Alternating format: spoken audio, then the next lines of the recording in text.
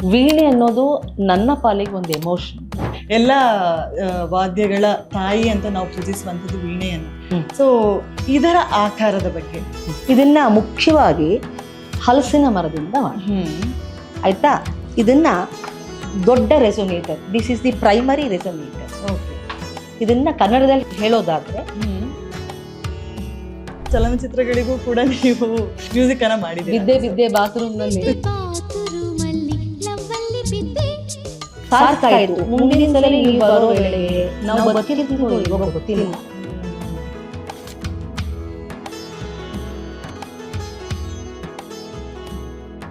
ಎಲ್ರಿಗೂ ನಮಸ್ಕಾರ. ಬುಕ್ ಬ್ರಹ್ಮದ ಗಂಧದ ಬೀಡು ವಿಶೇಷ ಕಾರ್ಯಕ್ರಮಕ್ಕೆ ಪ್ರೀತಿಯ ಸ್ವಾಗತ. ಸಂಗೀತ ಅಂದ ತಕ್ಷಣ ಅನ್ಸೋದೇನಂತಂದ್ರೆ ನೆಮ್ಮದಿ.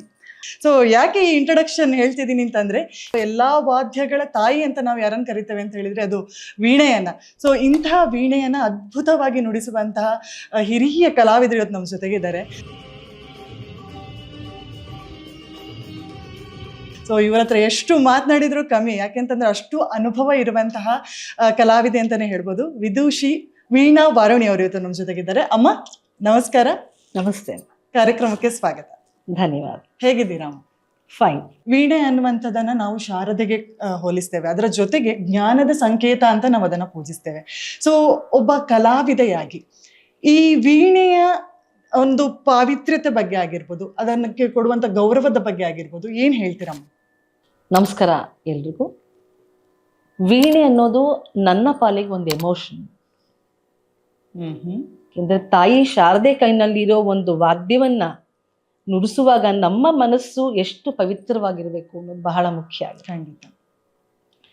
ಸೊ ನಮ್ಮ ಯಾವುದೇ ಒಂದು ವಾದ್ಯ, ಇದು ಅಂತಲ್ಲ, ಯಾವುದೇ ವಾದ್ಯಕ್ಕೂ ಅದರದೇ ಆದ ಮಹತ್ವ, ಅದರದೇ ಆದ ಪಾವಿತ್ರ್ಯತೆ ಎಲ್ಲವೂ ಇರುತ್ತೆ. ಆದ್ರೆ ಅದನ್ನು ನುಡಿಸೋರು ಅವರು ಹೇಗಿರ್ತಾರೆ, ಅವರ ಜೀವನ, ಅವರ ವ್ಯಕ್ತಿತ್ವ ಬಹಳ ಮುಖ್ಯ ಆಗುತ್ತೆ. ಹಾಗಾಗಿ ನಮ್ಮ ಜೀವನದಲ್ಲಿ ಏನು ನಾವು ಮೌಲ್ಯಗಳನ್ನ ಕಲಿತಿರ್ತೀವಿ ಅದು ಇಲ್ಲಿ ಅಪ್ಲೈ ಆಗುತ್ತೆ. ನಮ್ಮ ಇನ್ನರ್ ಏನು ವ್ಯಕ್ತಿತ್ವ, ನಮ್ಮ ಅಂತರ್ ವ್ಯಕ್ತಿತ್ವ ವ್ಯಕ್ತವಾಗೋದು, ಅಭಿವ್ಯಕ್ತವಾಗೋದು ನಮ್ಮ ಸಂಗೀತದಲ್ಲಿ ಅಂತ ಒಂದು ಮಾತಿದೆ. ಖಂಡಿತ.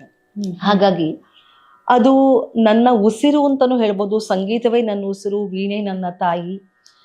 ಅದಕ್ಕೆ ಗೌರವ ಕೊಡಬೇಕಂದ್ರೆ ಅದು ಅಲ್ಲಿರುವಂತಹ ವಾದ್ಯದ ಒಂದು ನಾದದ ಬಗ್ಗೆ ನನಗೆ ಏನು ನಾನು ಸ್ಟಡಿ ಮಾಡಿದ್ದೀನಿ, ಹಾಗೆ ನನ್ನ ಅನುಭವದಲ್ಲಿ ಏನು ಬಂದಿದೆ ಅದು ಬಹಳ ಮುಖ್ಯ ಆಗ್ತಾ. ಸೊ ನನ್ನ ನಾದಾನುಭವ ಏನಿದೆ ಅಲ್ಲಿ ನಾನು ತೊಡಗಿಸ್ಕೊಳ್ಳೋ ರೀತಿ, ಆ ತಲ್ಲೀನತೆ ಆಗಬಹುದು, ಮತ್ತೆ ಆ ಸಾಹಿತ್ಯ ಕೃಷಿಯನ್ನ ಮಾಡುವಾಗ ನನಗೆ ಆಗುವಂತ ಅನುಭವ, ಇವೆಲ್ಲ ಗೌರವ ಸಲ್ಲಿಕೆ ಅಂತಾನೆ ಹೇಳ್ಬಹುದು. ಈ ಕಾರ್ಯಕ್ರಮವನ್ನ ಶಾರದೆಗಾಗಿರ್ಬೋದು, ನಿಮ್ಮ ನೆಚ್ಚಿನ ದೇವರಿಗೆ ಸಮರ್ಪಿತವಾಗಿ ಯಾವ್ದಾರು ಒಂದು ನುಡಿಸ್ಬೋದಮ್ಮ ಹಾಡು? ಖಂಡಿತ ಮಾಡೋಣ.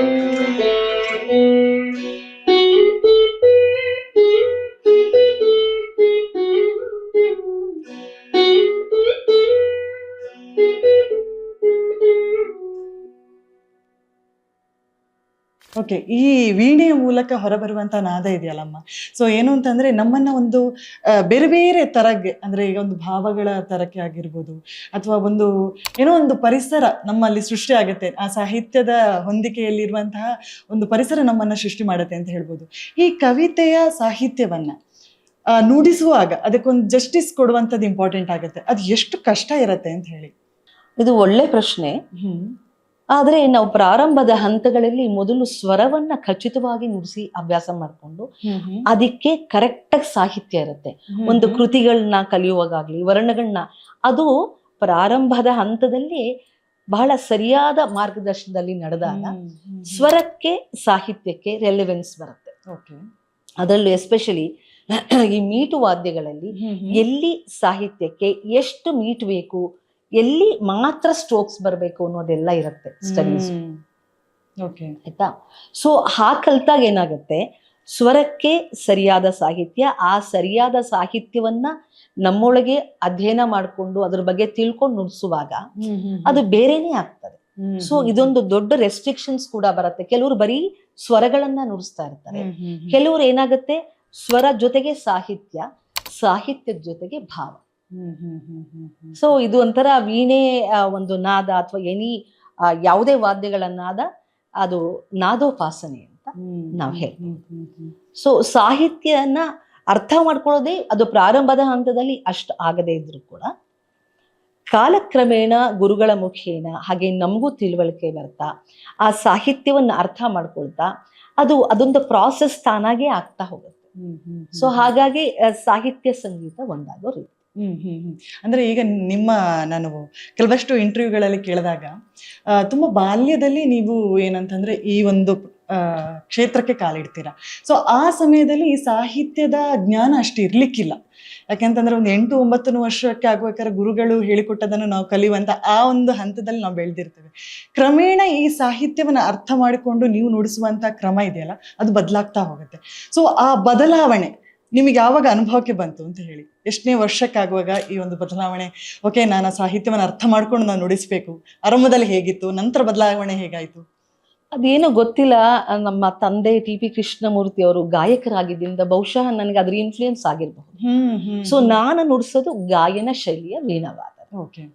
ಒಂದು ತಾಯಿ ಕಡೆಯಿಂದ ಲತಾ ಮೂರ್ತಿ ಅವ್ರ ಕಡೆಯಿಂದ ವೀಣೆ ಕಲಿಕೆ, ನಮ್ಮ ತಂದೆ ಕಡೆಯಿಂದ ಅವ್ರು ಹಾಡೋದನ್ನ ನಾನು ವೀಣೆಯಲ್ಲಿ ತರುವಂತಹ ಪ್ರಯತ್ನ.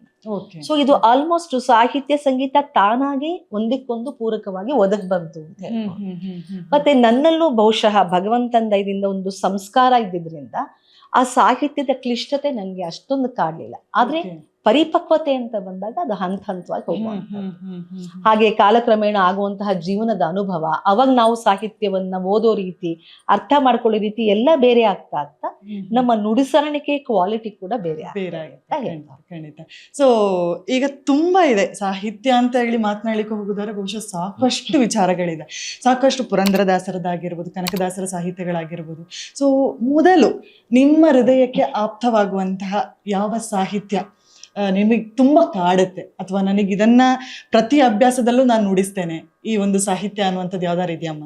ಬಹಳಷ್ಟಿದೆ. ಪುರಂದರದಾಸರ ಕೃತಿಗಳಿದೆ, ಹಾಗೆ ನಮ್ಮ ತ್ಯಾಗರಾಜರ ಕೃತಿಗಳು, ಮುತ್ತುಸ್ವಾಮಿ ದೀಕ್ಷಿತರು, ಮುತ್ತಯ್ಯ ಭಾಗವತ, ಈ ತರ ಬಹಳಷ್ಟು ಜನ ನಾವು ಶಾಸ್ತ್ರೀಯ ಸಂಗೀತದ ಚೌಕಟ್ಟಲ್ಲಿ ಕಲಿತಾ ಹೋಗ್ತೀವಿ. ಹಾಗೆ ನಂತರದಲ್ಲಿ ಬರುವಂತಹದ್ದು ಕವಿಗಳ ಸಾಹಿತ್ಯ ಎಲ್ಲವೂ ಕಾಲಕ್ರಮೇಣ ಸ್ಟಡಿ ಆಗ್ತಾ ಎಲ್ಲವೂ ಒಂಥರ ನಮ್ಗೆ ನಿಕಟವರ್ತಿ ಅದಕ್ಕೆ ಸಾಹಿತ್ಯಕ್ಕೆ ಆಗ್ತಾ ಹೋಗ್ತೀವಿ. ಅವಾಗ ಏನಾಗತ್ತೆ ಅಂದ್ರೆ ಇಂಥದ್ದೇ ಇಷ್ಟೇ ಅಂತನೂ ಬರಲ್ಲ, ಎಲ್ಲವೂ ಅನ್ನೋದು ಬಂದಾಗ ಅದು ಇದು ಚೆನ್ನ ಅಲ್ವಾ, ಅದು ಚೆನ್ನ ಅಲ್ವಾ ಅಂತ ಬದಲಾಗ್ತಾ ಹೋಗುತ್ತೆ. ಮತ್ತೆ ಬದಲಾವಣೆನಕ್ಕಿಂತ ಸೇರ್ಪಡೆ ಅಂತ ಈಗ ಮೊದಲು ತ್ಯಾಗರಾಜರ ಕೃತಿನ ಕಲಿತೀವಿ, ಮೊದಲು ಪುರಂದರದಾಸರ ಆ ಬಾಲ್ಯ ಪಾಠಗಳನ್ನ ಕಲಿತೀವಿ, ಅವರ ಪಿಳ್ಳಾರಿ ಗೀತೆ ಆಗದು, ವಿಷ್ಣು ಗೀತೆ, ತತ್ವಗೀತೆಗಳು, ಏನೆಲ್ಲ ಬೇಸಿಕ್ಸ್ ಅಲ್ಲಿ ಇದೆ ಅದನ್ನೆಲ್ಲ ಕಲಿತಾ ಕೆರೆಯ ನೀರನ್ನು ಕೆರೆಗೆ ಚೆಲ್ಲಿ, ಅದಕ್ಕಿಂತ ತತ್ವ ಪದ ಬೇಕಾ? ಮಲಹರಿ ರಾಗದಲ್ಲಿ ಇರುವಂತದ್ದು ಅಲ್ಲೇ ಹೇಳ್ಬಿಟ್ಟಿದ್ದಾರೆ, ಕೆರೆಯ ನೀರನ್ನು ಕೆರೆಗೆ ಚೆಲ್ಲಿ ವರವ ಪಡೆದವರಂತೆ ಕಾಣಿರು, ಹರಿಯ ಕರುಣದೊಳಾದ ಭಾಗ್ಯವ ಹರಿ ಸಮರ್ಪಣೆ ಮಾಡುವುದಕ್ಕೆ. ಬಾಲ್ಯದಲ್ಲಿ ನಡೆಯುವಂತಹ ಬಾಲಪಾಠಗಳಲ್ಲಿ ಇವೆಲ್ಲವನ್ನ ಅವರು ಇಟ್ಬಿಟ್ಟಿದ್ದಾರೆ. ಆದ್ರೆ ಕಾಲಕ್ರಮೇಣ ನಮ್ಮ ಸಂಸ್ಕಾರಕ್ಕೆ ತಕ್ಕಂತೆ ಅದು ನಮಗೆ ಹಂತವಾಗಿ ಅರ್ಥ ಆಗೋ ರೀತಿ ಡೀಪರ್ ಅಂಡ್ ಡೀಪರ್ ಅಂತ ಹೇಳ್ಬೋದು. ನೋಡಿ, ಅದನ್ನ ನಾವು ಫಸ್ಟ್ ಯಾವಾಗ್ಲೂ ನಮ್ಮ ತಾಯಿ ಲಂಬೋದರ ಲಕುಮಿಕರ, ಸಿದ್ಧಾಚಾರಣ ಗಣ ಸೇವಿತ ಇಂಥದ್ದೆಲ್ಲ ನುಡಿಸಿ ಅವಾಗ ಕೆರೆ ನೀರು ಅಂದಾಗ ನಮ್ಗೆ ಇವಾಗ ನೋಡಿದಾಗ ಅಯ್ಯೋ ಎಂಥದ್ದು ಮೆಸೇಜ್ ಕೊಟ್ಟಿದ್ದಾರೆ ದಾಸರು ಅಂತ ನಾವು ನೋಡ್ತಾ ಹೋಗ್ಬೋದು. ಹಾಗೆ ಒಂದು ನಮ್ಮ ಕೃತಿಗಳ ಪರಂಪರೆ, ತ್ಯಾಗರಾಜರು ಇಂಥವ್ರು, ಇನ್ನೊಂದು ಕಡೆಗೆ ನಮ್ಮ ಕವಿಗಳು, ಇವರೆಲ್ಲವನ್ನ, ಹಾಗೆ ದಾಸರು, ಇವರೆಲ್ಲ ನಾವು ಸ್ಟಡಿ ಮಾಡ್ತಾ ಬಹಳಷ್ಟು ಗೀತೆಗಳು ನಮ್ಗೆ ಆಗ್ತಾ ಹೋಗ್ತವೆ.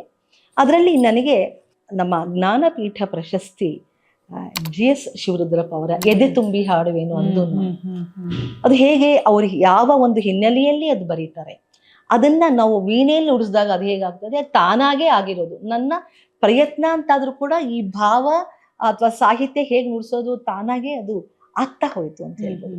ಸೊ ನಾನು ಎದೆ ತುಂಬಿ ಹಾಡುವೇನು ಆ ಒಂದು ಕವನವನ್ನ, ಆ ಒಂದು ನಮ್ಮ ಗ್ರೇಟ್ ಕಂಪೋಸರ್ ಮೈಸೂರು ಅನಂತ ಸ್ವಾಮಿಯವರ ಆ ಒಂದು ಕಂಪೋಸಿಷನ್ ಅಲ್ಲಿ, ರಾಗ ಸಂಯೋಜನೆಯಲ್ಲಿ ಬಂದಂತಹ ಇದನ್ನ ನಾನು ನುಡಿಸ್ಕೊಳ್ಳಕ್ಕೆ ಸದಾ ಇಷ್ಟಪಡ್ತೇನೆ. ಅದನ್ನ ಖಂಡಿತ ಪ್ರದರ್ಶಿಸ.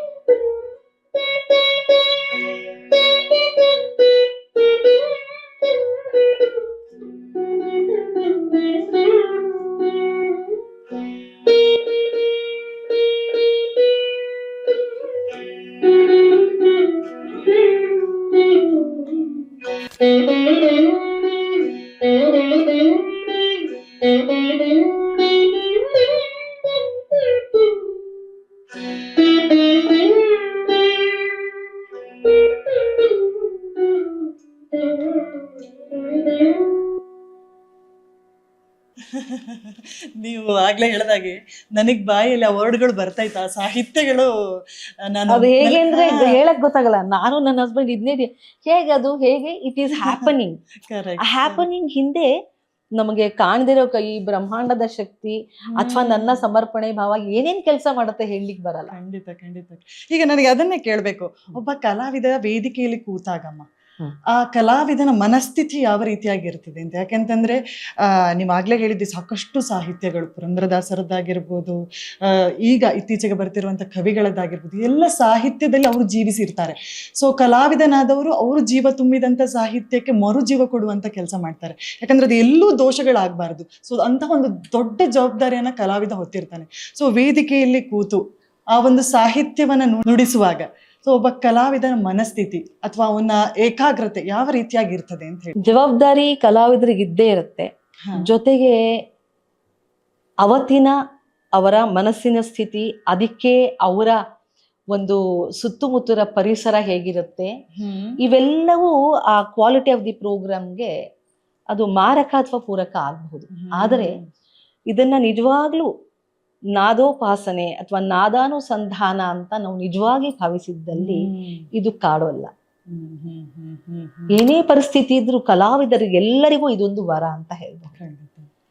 ಸ್ಟೇಜ್ ಮೇಲೆ ಕೂತಾಗ ಅವ್ರಿಗೆ ಅದೇನ್ ಆವಾಹನೆ ಆಗುತ್ತೋ ಗೊತ್ತಿಲ್ಲ, ಅವರು ಬೇರೆನೇ ಆಗಿರ್ತಾರೆ. ಅವರ ಸುತ್ತಮುತ್ತಲಿನ ಪರಿಸ್ಥಿತಿಯನ್ನ ಅವರು, ಅಂದ್ರೆ ಮನೆ ಆಗ್ಬೋದು ಅಥವಾ ಏನೋ ಒಂದು ನೋವಿನ ಅಂಶವನ್ನ ಮರೆತು ಅವರು ನುಡಿಸೋ ಅದನ್ನೇ ಕಲೆಯ ಚಮತ್ಕಾರ ಅಂತ ನಾವು ಹೇಳ್ಬಹುದು.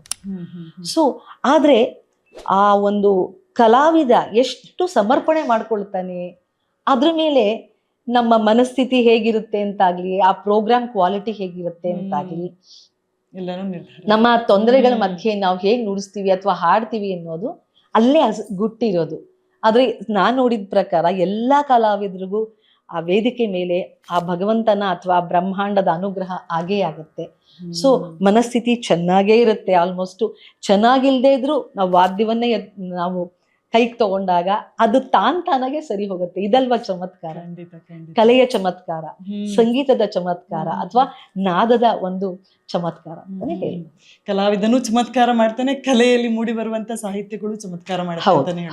ಸೊ ಇನ್ನೊಂದು ಮುಖ್ಯವಾಗಿ ಮಾತಾಡ್ಬೇಕು ಅಂತಾದ್ರೆ, ಈ ಸಾಹಿತ್ಯದಲ್ಲಿ ಏನಾಗಿರುತ್ತೆ ಅಂತ ಹೇಳಿದ್ರೆ ಭಕ್ತಿ ರಸಗಳು ತುಂಬಿರುತ್ತೆ, ವೈರಾಗ್ಯಗಳಿರ್ತದೆ, ಅನುಕಂಪ, ಪ್ರೀತಿ ಎಲ್ಲಾನು ಮಿಶ್ರಣವಾಗಿರುವಂತಹ ಸಾಹಿತ್ಯಗಳಿರುತ್ತೆ. ಸೊ ನೀವು ನಾದದಲ್ಲಿ ಅದನ್ನ ಮೂಡಿಸುವಾಗ ಎಷ್ಟು ಕಷ್ಟದ ಕೆಲಸ, ಎಷ್ಟು ಭಕ್ತಿಪೂರ್ವಕವಾಗಿ ನೀವು ಮಾಡ್ಬೇಕಾಗುತ್ತೆ, ಆ ಚಾಲೆಂಜಿಂಗ್ಸ್ ಯಾವ ತರ ಎಲ್ಲ ಇರುತ್ತಮ್ಮ? ಅಗೇನ್ ಅದು ನಮ್ಮ ತಪಸ್ಸು ಎಲ್ಲಿ ಎಷ್ಟರ ಮಟ್ಟಿಗಿದೆ ಅನ್ನೋದ್ರ ಮೇಲೆ ಡಿಪೆಂಡ್ ಆಗತ್ತೀವಲ್ಲ. ನೀವು ಕೇಳಿದ್ರಿ, ನೀವು ಅಭ್ಯಾಸ ಕೂತಾಗ ನೀವು ಏನನ್ನ ನುಡ್ಸಕ್ ಇಷ್ಟಪಡ್ತೀರಾ ಅಂದ್ರೆ ನೀವು ಕ್ಯಾಶುವಲ್ ಆಗಿ ಪ್ರಾಕ್ಟೀಸ್ ಯಾವ್ದು ಮಾಡ್ತೀರಾ? ನನಗೆ ಅಚ್ಚುಮೆಚ್ಚಿನ ಸಾಹಿತ್ಯ ಪುರಂದರದಾಸರು. ದಾಸರೆಂದರೆ ಪುರಂದರ ದಾಸರೇ, ಇದು ನಮ್ಗೆಲ್ರಿಗೂ ಗೊತ್ತಿದೆ. ಅದರಲ್ಲಿ ಅವರು ಒಂದು ಪೂರ್ತಿಯಾಗಿ ಸಮರ್ಪಣೆ ಮಾಡ್ಕೊಂಡಿರುವಂತಹ ವೈರಾಗ್ಯವನ್ನ, ಹಾಗೆ ಜೀವನದ ಅಂತಿಮ ಸತ್ಯವನ್ನ ಹೇಳಿರುವಂತ ಹಲವಾರು ದಾಸಕೃತಿಗಳು ಅವ್ರದ್ದಿದೆ. ಅದ್ರಲ್ಲಿ ದಾಸನ ಮಾಡಿಕೋ ಎನ್ನ ಯಾರಿಗ್ ಗೊತ್ತಿಲ್ಲ ಇದು, ಅಲ್ವಾ? ಸೊ ಅಲ್ಲಿ ದುರುಬುದ್ಧಿಗಳನ್ನೆಲ್ಲ ಬಿಡಿಸೋ ಇಂಥದ್ದೆಲ್ಲ ಹೇಳ್ತಾ ಹೋಗ್ತಾರ ಅವ್ರು. ಮೊರೆ ಹೊಕ್ಕವರ ಕಾಯುವ ಬಿರುದು, ಮರೆಯದೆ ರಕ್ಷಣೆ ಮಾಡಯ್ಯ ಪೊರೆದು, ಈ ತರದ್ದೆಲ್ಲ ಸಾಹಿತ್ಯದಲ್ಲಿ ಬರ್ತಾ ಇದ್ದಾಗ ನನ್ಗೇನೋ ಕ್ಲಿಷ್ಟತೆ ಅಂತ ಅನ್ಸೋದೇ ಇಲ್ಲ, ಚಾಲೆಂಜ್ ಅನ್ಸೋದೇ ಇಲ್ಲ. ಆದ್ರೆ ಅದು ಹೇಳದ್ನಲ್ವಾ, ನಮ್ಮಲ್ಲಿ ಅದ್ರ ಬಗ್ಗೆ ಅಸ್ಥೆ, ವಿದ್ಯೆ ಬಗ್ಗೆ, ಸಾಹಿತ್ಯದ ಬಗ್ಗೆ ತಿಳ್ಕೊಳ್ಳೋ ಒಂದು ಆಸಕ್ತಿ ಎಲ್ಲ ಇದ್ದಾಗ ಏನು ಅಂಥ ಚಾಲೆಂಜ್ ಅಂತ ನನ್ಗನ್ಸಿಲ್ಲ. ಸೊ ನಾನು ಈ ಕೃತಿಯನ್ನ ಕೂಡ ನನಗೆ ಬಹಳ ನಾನು ನುಡ್ಸಕ್ಕೆ ಇಷ್ಟಪಡ್ತೀನಿ. ಬಹಳ ಜನಪ್ರಿಯವಾದ ದಾಸ ಸಾಹಿತ್ಯದ ಒಂದು ನಕ್ಷತ್ರದಂತೆ ಅಂತ ಹೇಳಬಹುದು, ಅಥವಾ ಇದು ಅಪರೂಪದ, ಅಥವಾ ಅಪರೂಪ ಅಲ್ಲ, ಅಮೂಲ್ಯವಾದ ಒಂದು ವಿನಂತಿ ದಾಸರ ಕಡೆಯಿಂದ. ಅದು ದಾಸನ ಮಾಡಿಕೋ ಎಂದು.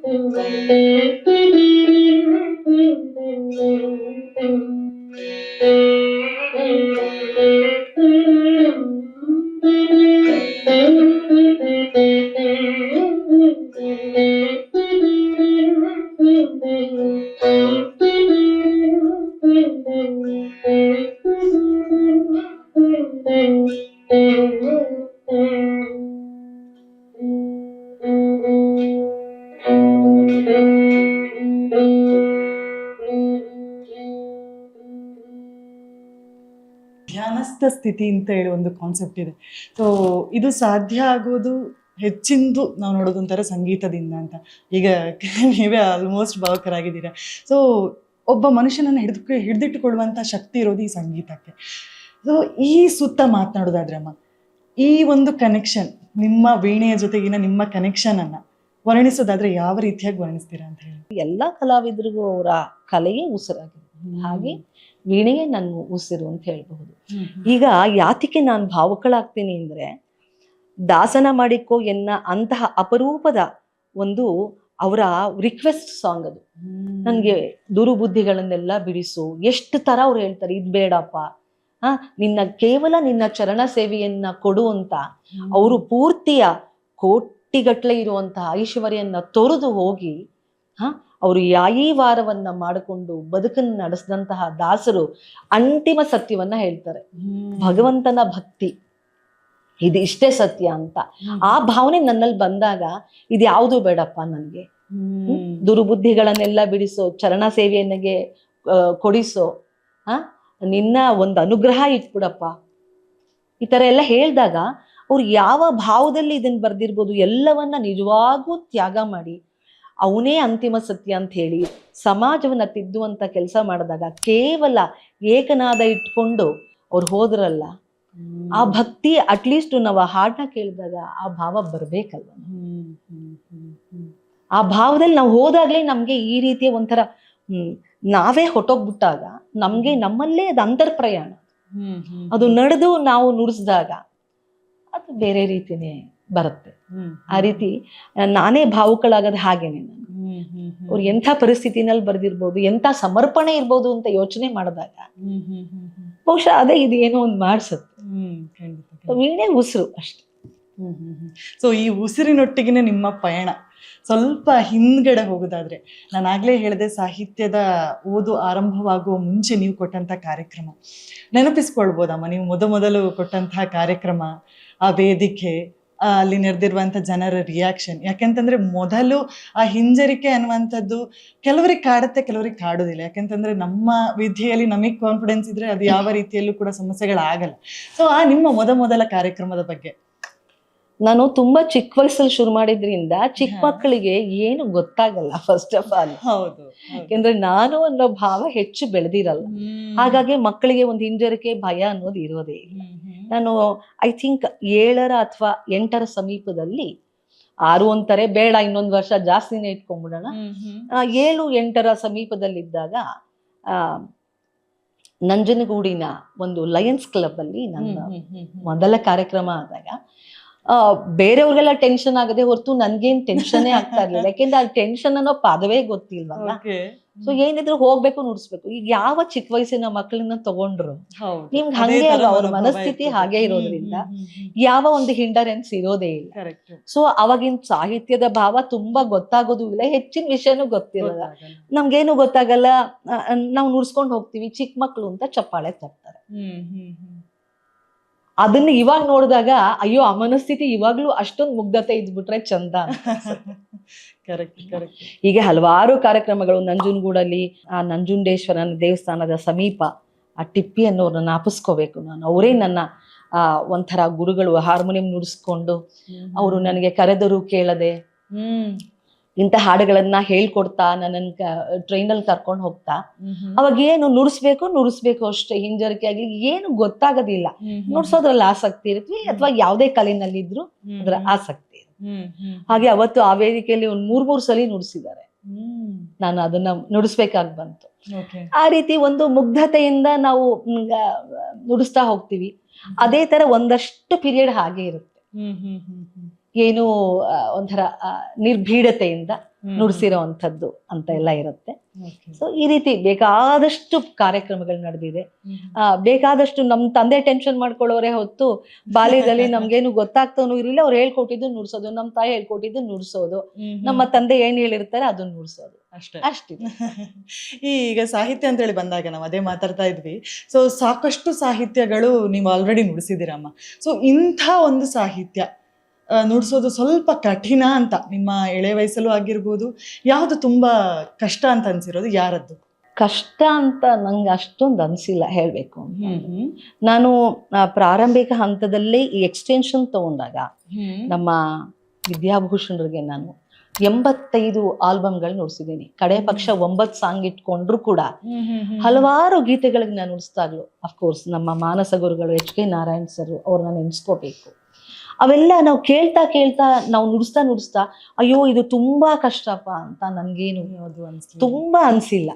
ಅಥವಾ ನಾನ್ ಮಾಡೋ ಪ್ರಯತ್ನವೆಲ್ಲ ಸರಳ ಗೀತೆಗಳನ್ನ ತಗೊಂಡ್ ಮಾಡೋದ್ನು ಅಥವಾ ನನ್ಗೆ ಯಾವ್ದು ಕ್ಲಿಷ್ಟತೆ ಅಂತ ಅನ್ನಿಸ್ಲೇ ಇಲ್ವೋ, ಅದು ಒಂದ್ ಸ್ವಲ್ಪ ನನ್ನಲ್ಲಿ ಕನ್ಫ್ಯೂಷನ್ ಇರುತ್ತೆ.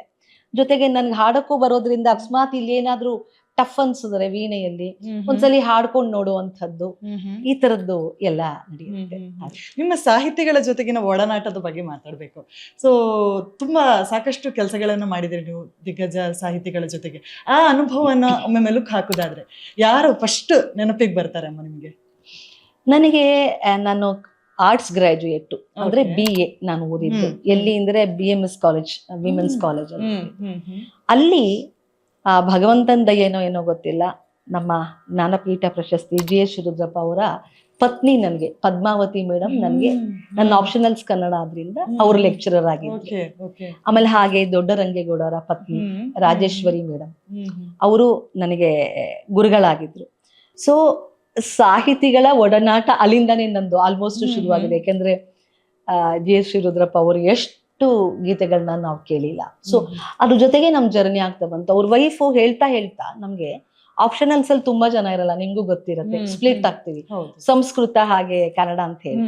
ಸ್ವಲ್ಪ ಚಿಕ್ಕ ಜಾಗದಲ್ಲಿ ಕೂತ್ಕೊಂಡು ಹೇಳ್ತಾ ಇದ್ದಾಗ ಏನಿದು ಎಷ್ಟು ಡೆಪ್ತ್ ಇದೆ ಇದರಲ್ಲಿ. ಹಾಗೆ ಶಬ್ದಮಣಿ ದರ್ಪಣ ಕೇಶಿರಾಜ್ ಒಂದು ಪೂರ್ತಿ ಗ್ರಾಮರ್, ಅದನ್ನ ನಾನು ಕಷ್ಟಪಟ್ಟು ಓದ್ತಾ ಇದ್ದೆ. ಗ್ರಾಮರ್ ನನಗೆ ಕಷ್ಟ ಆಗೋದು, ಆದ್ರೆ ಈ ಭಾವ ಪ್ರಯಾಣ ನನ್ಗೆ ಈಸಿ, ಇಷ್ಟ ಆಗುತ್ತೆ. ಅವ್ರು ಯಾವ್ದೋ ಒಂದು ಕವನವನ್ನ ಓದಿನೋ ಅಥವಾ ಯಾವ್ದೋ ಒಂದು ವಿಷಯ ಹೇಳುವಾಗ, ಯಾವ್ದೋ ಒಂದನ್ನ ಉದಾಹರಿಸುವಾಗ ಎಂಥ ಸಾಹಿತ್ಯ ಇರ್ಬೋದು ಇದು ಅಂತ ನನ್ನಲ್ಲಿ ಯಾವಾಗ್ಲೇ ನನ್ಗೆ ಅಭಿರುಚಿ ಶುರುವಾಯಿತು. ಸೊ ಅಲ್ಲೇ ನನ್ನ ಮೊದಲ ಒಂದು ಕಲಿಕೆ, ಇದ್ರ ಬಗ್ಗೆ ಹೆಚ್ಚಿನ ಒಲವು ಶುರುವಾಗಿದ್ದು ಹಾಗೆ. ಅದ್ರ ನಂತರದಲ್ಲಿ ನಾನು ಹೀಗೆ ವಿದ್ಯಾಭೂಷಣರಿಗಾಗ್ಬೋದು ಎಲ್ಲ ಅಲ್ಲಿ ಅವರು ಬಾಯ್ನಲ್ಲಿ ಹಾಡ್ತಿರುವಾಗ ನಾವು ನುಡಿಸ್ತಾ ಇದ್ವಲ್ಲ, ಸೊ ಅಲ್ಲಿ ಸಾಹಿತ್ಯದ ಬಗ್ಗೆ ನುಡಿಸುವಾಗ ಇಷ್ಟೆಲ್ಲ ಬರ್ದಿದಾರಲ್ವಾ ಅಂತಾನೆ ನನಗೆ ಅಲ್ಲಿ ಶುರುವಾಯಿತು. ಕಾಲಕ್ರಮೇಣದಲ್ಲಿ ನನಗೆ ಡಾಕ್ಟರ್ HS ವೆಂಕಟೇಶ್ ಮೂರ್ತಿ ಅವ್ರ ಬಗ್ಗೆ ಹೇಳಕ್ಕೆ ಪದಗಳೇ ಇಲ್ಲ. ಒಂಥರ ನಿರ್ಮಲ ಮನಸ್ಸಿನ, ಮಗುವಿಂಥ ಮನಸ್ಸಿನ, ಅಗಾಧ ತ್ರಿವಿಕ್ರಮನಂತಹ ವಿದ್ಯೆಯನ್ನು ಉಳ್ಳಂತಹ ಕವಿಗಳು. ಅವರ ಒಂದು ನನಗೆ ಒಡನಾಟನೂ ಸಿಕ್ತು. ನಂಗೆ ಬಹಳ ವರ್ಷಗಳಿಂದ ಅವ್ರ ಪರಿಚಯ ಇದ್ರು, ಇಲ್ಲ ಅಂತೆಲ್ಲ. ಅವ್ರ ಕವನಗಳನ್ನ ಇದು ಈಗ ಅಮ್ಮ ನಾನು ದೇವರಾಣೆ, ಆಮೇಲೆ ಇದು ಲೋಕದ ಕಣ್ಣಿಗೆ ರಾಧೆಯು ಕೂಡ, ಇದೆಲ್ಲ ಕೇಳ್ತಾ ಕೇಳ್ತಾ ಹಾಡೋದನ್ನು ಕೇಳ್ತಾ ಎಂಥ ಸಾಹಿತ್ಯವನ್ನು ಇವ್ರು ಬರ್ದಿದ್ದಾರೆ ಅಂತ. ಇತ್ತೀಚೆಗೆ ಕರೋನಾ ಒಂದು ವೇಳೆಯಲ್ಲಿ ನಮ್ಮ ಪ್ರಸಿದ್ಧ ಸಂಗೀತ ನಿರ್ದೇಶಕರು ಪ್ರವೀಣ್ ಟಿ ರಾವ್ ಅವರು ಅಭಿಯಾನವನ್ನು ಶುರು ಮಾಡಿದ್ರು. ಅದರಲ್ಲಿ ನನಗೆ ಒಂದು ಸಾಹಿತ್ಯ ಬರುತ್ತೆ. ಆ ಸಾಹಿತ್ಯ ಯಾವುದು ಅಂದ್ರೆ HS ವೆಂಕಟೇಶ್ ಮೂರ್ತಿ ಅವರ ನಿನ್ನ ಕೊಳಲಿನ ರಾಗಜಾಲ ಅಂತ ಹೇಳಿ. ಅವಾಗ ಅವ್ರಿಗೆ ಫೋನ್ ಮಾಡಿ ಅದ್ರು, ಯಾಕೆಂದ್ರೆ ಸ್ವಲ್ಪ ಜನನ್ ಕೇಳ್ದೆ, ಇಲ್ಲ ನಮ್ಗೆ ಇದು ಗೊತ್ತಾಗ್ತಾ ಇಲ್ಲ, ಅದು HSV ಸರ್ಗೆ ಫೋನ್ ಮಾಡಿ ಅವ್ರ ಹತ್ರ ಅರ್ಥ ತಿಳ್ಕೊಂಡು ಅದ್ ಮಾಡಿ ನನ್ನ ಯೂಟ್ಯೂಬ್ ಅಲ್ಲಿ ಅದಿದೆ, ನಿನ್ನ ಕೊಳಲಿನ ರಾಗಜಾಲ. ಅದನ್ನೇ ನಾನೇ ಟ್ಯೂನ್ ಮಾಡಿ ಹಾಡಿದೆ. ಹಾಗೆ ಅವ್ರು ಕೇಳ್ಬಿಟ್ಟು ತುಂಬಾ ಸಂತೋಷ ಪಟ್ರು. ಅವ್ರು ಎಕ್ಸ್ಪ್ಲೇನ್ ಮಾಡಿದ ರೀತಿ, ಇದು ದಿನ ದಿನ ದಿನ ದಿನ ನಮ್ಗೆ ಸಾಹಿತ್ಯದ ಅಭಿರುಚಿ ಜಾಸ್ತಿ ಆಗಕ್ಕೆ ಒಂದು ವಿದ್ಯಾಭೂಷಣರನ್ನ ನಾನು ಡೈರೆಕ್ಟ್ 1 to 1 ಒಂದೇ ಹಾಲಲ್ಲಿ ಅವ್ರ ಹಾಡ್ತಾ ಇದ್ದಿದ್ದು ನಾವು ನುಡಿಸ್ತಾ ಇದ್ದಿದ್ದು. ಎಷ್ಟು ಸುಮಾರು 800-900ಕ್ಕೂ ಹೆಚ್ಚು ಹಾಡುಗಳು. ಜೊತೆಗೆ ನಮ್ಮ ಸುಪ್ರಸಿದ್ಧ ಗಾಯಕಿಯರಾದ ರತ್ನಮಾಲಾ ಪ್ರಕಾಶ್ ಅವರು, BR ಛಾಯಾ ಅವರು, ಮಂಜುಳಾ ಗುರುರಾಜ್ ಅವರು, ಕಸ್ತೂರಿ ಶಂಕರಮ್ಮ ಅವರು, ಇವರೆಲ್ಲ ಹಾಡ್ತಿದ್ದಂತ ಹಾಡಲ್ಲಿ ಎಂತ ಅದ್ಭುತವಾದ ಸಾಹಿತ್ಯ ಇರೋದು. BR ಲಕ್ಷ್ಮಣರಾಯರ ಸಾಹಿತ್ಯ ಎಷ್ಟೆಲ್ಲ ನಾವು ತಾಂತಾನೆ ಕಿವಿ ಮೇಲ್ ಬೀಳ್ತಾ. ಒಂದ್ ಕಡೆ ದಾಸ ಸಾಹಿತ್ಯ ವಿದ್ಯಾಭೂಷಣದ್ದು, ಇನ್ನೊಂದ್ ಕಡೆ ಸುಗಮ ಸಂಗೀತಕ್ಕೆ ಬಂದಂತಹ ಒದಗಿ ಬಂದಂತಹ ಸಾಹಿತ್ಯ. ಇದಕ್ಕೆ ನಾನು ವೀಣೆನೇ ಪಕ್ವಾದ್ಯವಾಗಿ ನುಡಿಸ್ತಿದ್ದರಿಂದ ಅದ್ರದ್ದು ಕೇಳ್ಮೆ ಆಗ್ತಾ. ಅದು ಎಸ್ಪೆಷಲಿ ಇತ್ತೀಚೆಗೆ ನಂಗೆ ನಿನ್ನ ಕೊಳಲಿನ ರಾಗ ಜಾಲವು, ಅದನ್ನ ಕೆಲವು ಸಾಲುಗಳನ್ನ ನಾನು ಹಾಡಕ್ಕೆ ಇಷ್ಟಪಡ್ತೀನಿ. ಅದನ್ನ ನಾನು ಕಂಪೋಸ್ ಮಾಡುವಾಗ ಅವ್ರ ಹತ್ರ ಫೋನ್ ಮಾಡಿ ಕೇಳಿದಾಗ, ನಿನ್ನ ಅಂದ್ರೆ ಕೃಷ್ಣನ ಕೊಳಲಿನ ಒಂದು ರಾಗಜಾಲ ಇವಳಿಗೆ ದಿಕ್ಕನ್ನ ಕೆಡಿಸ್ತಂತೆ. ಇರುಳು ಯಾವುದು ಹಗಲು ಯಾವುದು ಗೊತ್ತೇ ಆಗ್ತಾ ಇಲ್ಲ ಅವಳಿಗೆ. She is in a confused status ಅಂತ. ಸೊ ನಾನು ಕಲ್ಯಾಣಿ ತಗೊಂಡು ಅದರಲ್ಲಿ ಲತಾಂಗಿನ ಹಾಕಿ, ಯಾಕೆಂದ್ರೆ ದಿಕ್ಕುಗೆಡಿಸಿದೆ ನನ್ನನು ಅಂತ ಬಂದಾಗ ಕಲ್ಯಾಣಿ ರಾಗಕ್ಕಿಂತ ಅಲ್ಲೊಂದು ಕನ್ಫ್ಯೂಷನ್ ಸ್ಟೇಟ್ನ ನಾನು ಹೇಗ್ ತಂದೆ ಅಂತಂದ್ಬಿಟ್ಟು, ನಿನ್ನ ಕೊಳಲಿನ ರಾಗಜಾಲವು ದಿಕ್ಕುಗೆಡಿಸಿದೆ ನನ್ನನು.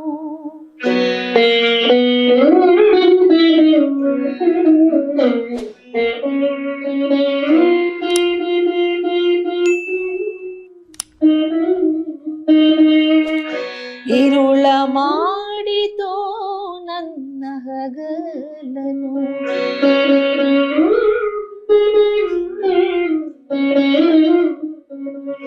ಮಾಡಿತೋ ಇರುಳ ಹಗಲನು, ನಿನ್ನ ಕೊಳಲಿನ ರಾಗಜಾಲವು ದಿಕ್ಕುಗೆಡಿಸಿದೆ ನನ್ನನು.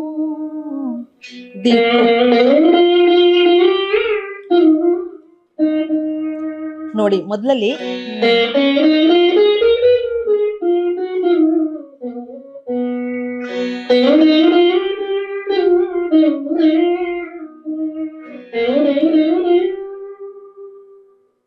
ಆ ದೈವತದ ಪ್ರಯೋಗ, ಆ ಹಾಡಿನ ಒಂದು ಅರ್ಥವನ್ನ HSV ಸರ್ ಹೇಳ್ತಾ ಇದ್ರು.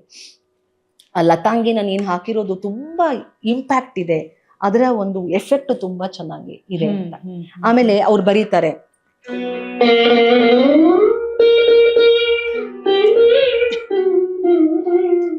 ಬಯಲಾಯಿತು ನಾನಿರುವೆ ಮನೆಯೋ, ಯಮುನೆಯ ಬಯಲೇ ಮನೆಯೋ,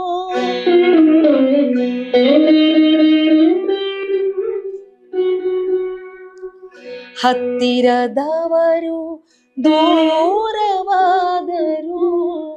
ಹತ್ತಿರದವರು ದೂರವಾದರು, ಆಯಿತು ದೂರವು ಹತ್ತಿರ, ಹತ್ತಿರ, ಹತ್ತಿರ.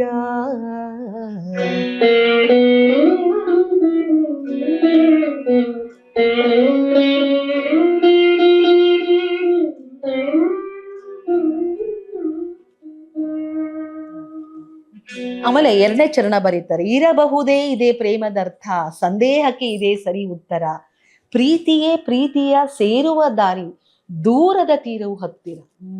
ಎಂಥ ಮೆಸೇಜ್ ನೋಡಿ. ನಮ್ಮಲ್ಲಿ ಏನೇ ವ್ಯತ್ಯಾಸಗಳಿರಬಹುದು, ಏನೇ ಭಿನ್ನಾಭಿಪ್ರಾಯಗಳಿರಬಹುದು, ಕಡೆಗೆ ಗೆಲ್ಲೋದು ಪ್ರೀತಿ. ಸೊ ಅವರು ಸಾಂಕೇತಿಕವಾಗಿ ಕೃಷ್ಣನ ರಾಧೆಯ ಭಕ್ತಿಯನ್ನ ಬಳಸ್ಕೊಂಡು ರಾಧಾಕೃಷ್ಣ ಅಂತ ಹೇಳ್ತಾರೆ. ಅಲ್ಲಿ 2 ಆತ್ಮಗಳ ಸಂಬಂಧವನ್ನ ಹೇಳ್ತಾರೆ. ಇದು ಅದರ ಒಳ ಅರ್ಥವನ್ನ ಅವರು ಎಕ್ಸ್ಪ್ಲೈನ್ ಮಾಡಿದಾಗ ನನಗೆ ಒಂಥರ ಸಿಕ್ಕಾಪಟ್ಟೆ ರೋಮಾಂಚನ ಆಗೋದು. ನೋಡಮ್ಮ ವಾರುಣಿ, ಕೃಷ್ಣನ ಭಕ್ತಿ, ರಾಧೆಯ ಭಕ್ತಿ ಕಾಲಾತೀತ, ದೇಶಾತೀತ ಅಂತ ಹೇಳಿದ್ರು. ಸೊ ಕಾಲದ ನಿಯಮಕ್ಕೂ ಮೀರಿದ್ದಿದು. ಇದು ಒಂದೇ ಕಾಲಕ್ಕೆ ಇರುವಂಥದ್ದಲ್ಲ, ಸದಾ ಇರುವಂಥದ್ದು ಕೃಷ್ಣನ ರಾಧೆಯ ಭಕ್ತಿ. ಅಲ್ಲಿ 2 ಆತ್ಮಗಳ ನಡುವೆ ಇರುವಂತಹ ಒಂದು ಪೂರ್ತಿಯಾದ ಅರ್ಪಣಾ ಮನೋಭಾವ, ಆ ಒಂದು ಪ್ಯೂರೆಸ್ಟ್ ಫಾರ್ಮ್ ಆಫ್ ಲವ್ ಅಂತ ಏನು ಹೇಳ್ತೀವಿ, ಶುದ್ಧವಾದ ಭಕ್ತಿ, ಶುದ್ಧವಾದ ಪ್ರೀತಿ, ಇದರ ಒಂದು ಹೊಳಹನ್ನ ಯಾವ ರೀತಿ ಅವರು ಸಾಹಿತ್ಯದಲ್ಲಿ ಬಿಚ್ಚಿಟ್ಟಿದ್ದಾರೆ. ಸೊ ಬಯಲಾಯಿತು ನಾ ಇರುವಿ ಮನೆಯು, ಯಮುನೆಯ ಬಯಲೇ ಮನೆಯು ಅಂತ ಬರೀತಾರೆ. ಆಮೇಲೆ ಇರಬಹುದೇ ಇದೇ ಪ್ರೇಮದರ್ಥ, ಸಂದೇಹಕ್ಕೆ ಇದೇ ಸರಿ ಉತ್ತರ, ಪ್ರೀತಿಯೇ ಪ್ರೀತಿಯ ಸೇರುವ ದಾರಿ, ದೂರದ ತೀರು ಹತ್ತಿರ. ಅಲ್ಲೊಂದು ಕನ್ಕ್ಲೂಷನ್ ಕೊಟ್ಬಿಟ್ರು, ಫೈನಲ್ ಆಗಿ ಗೆಲ್ಲೋದು ಪ್ರೀತಿ ಅಷ್ಟೇ. ಅದನ್ನ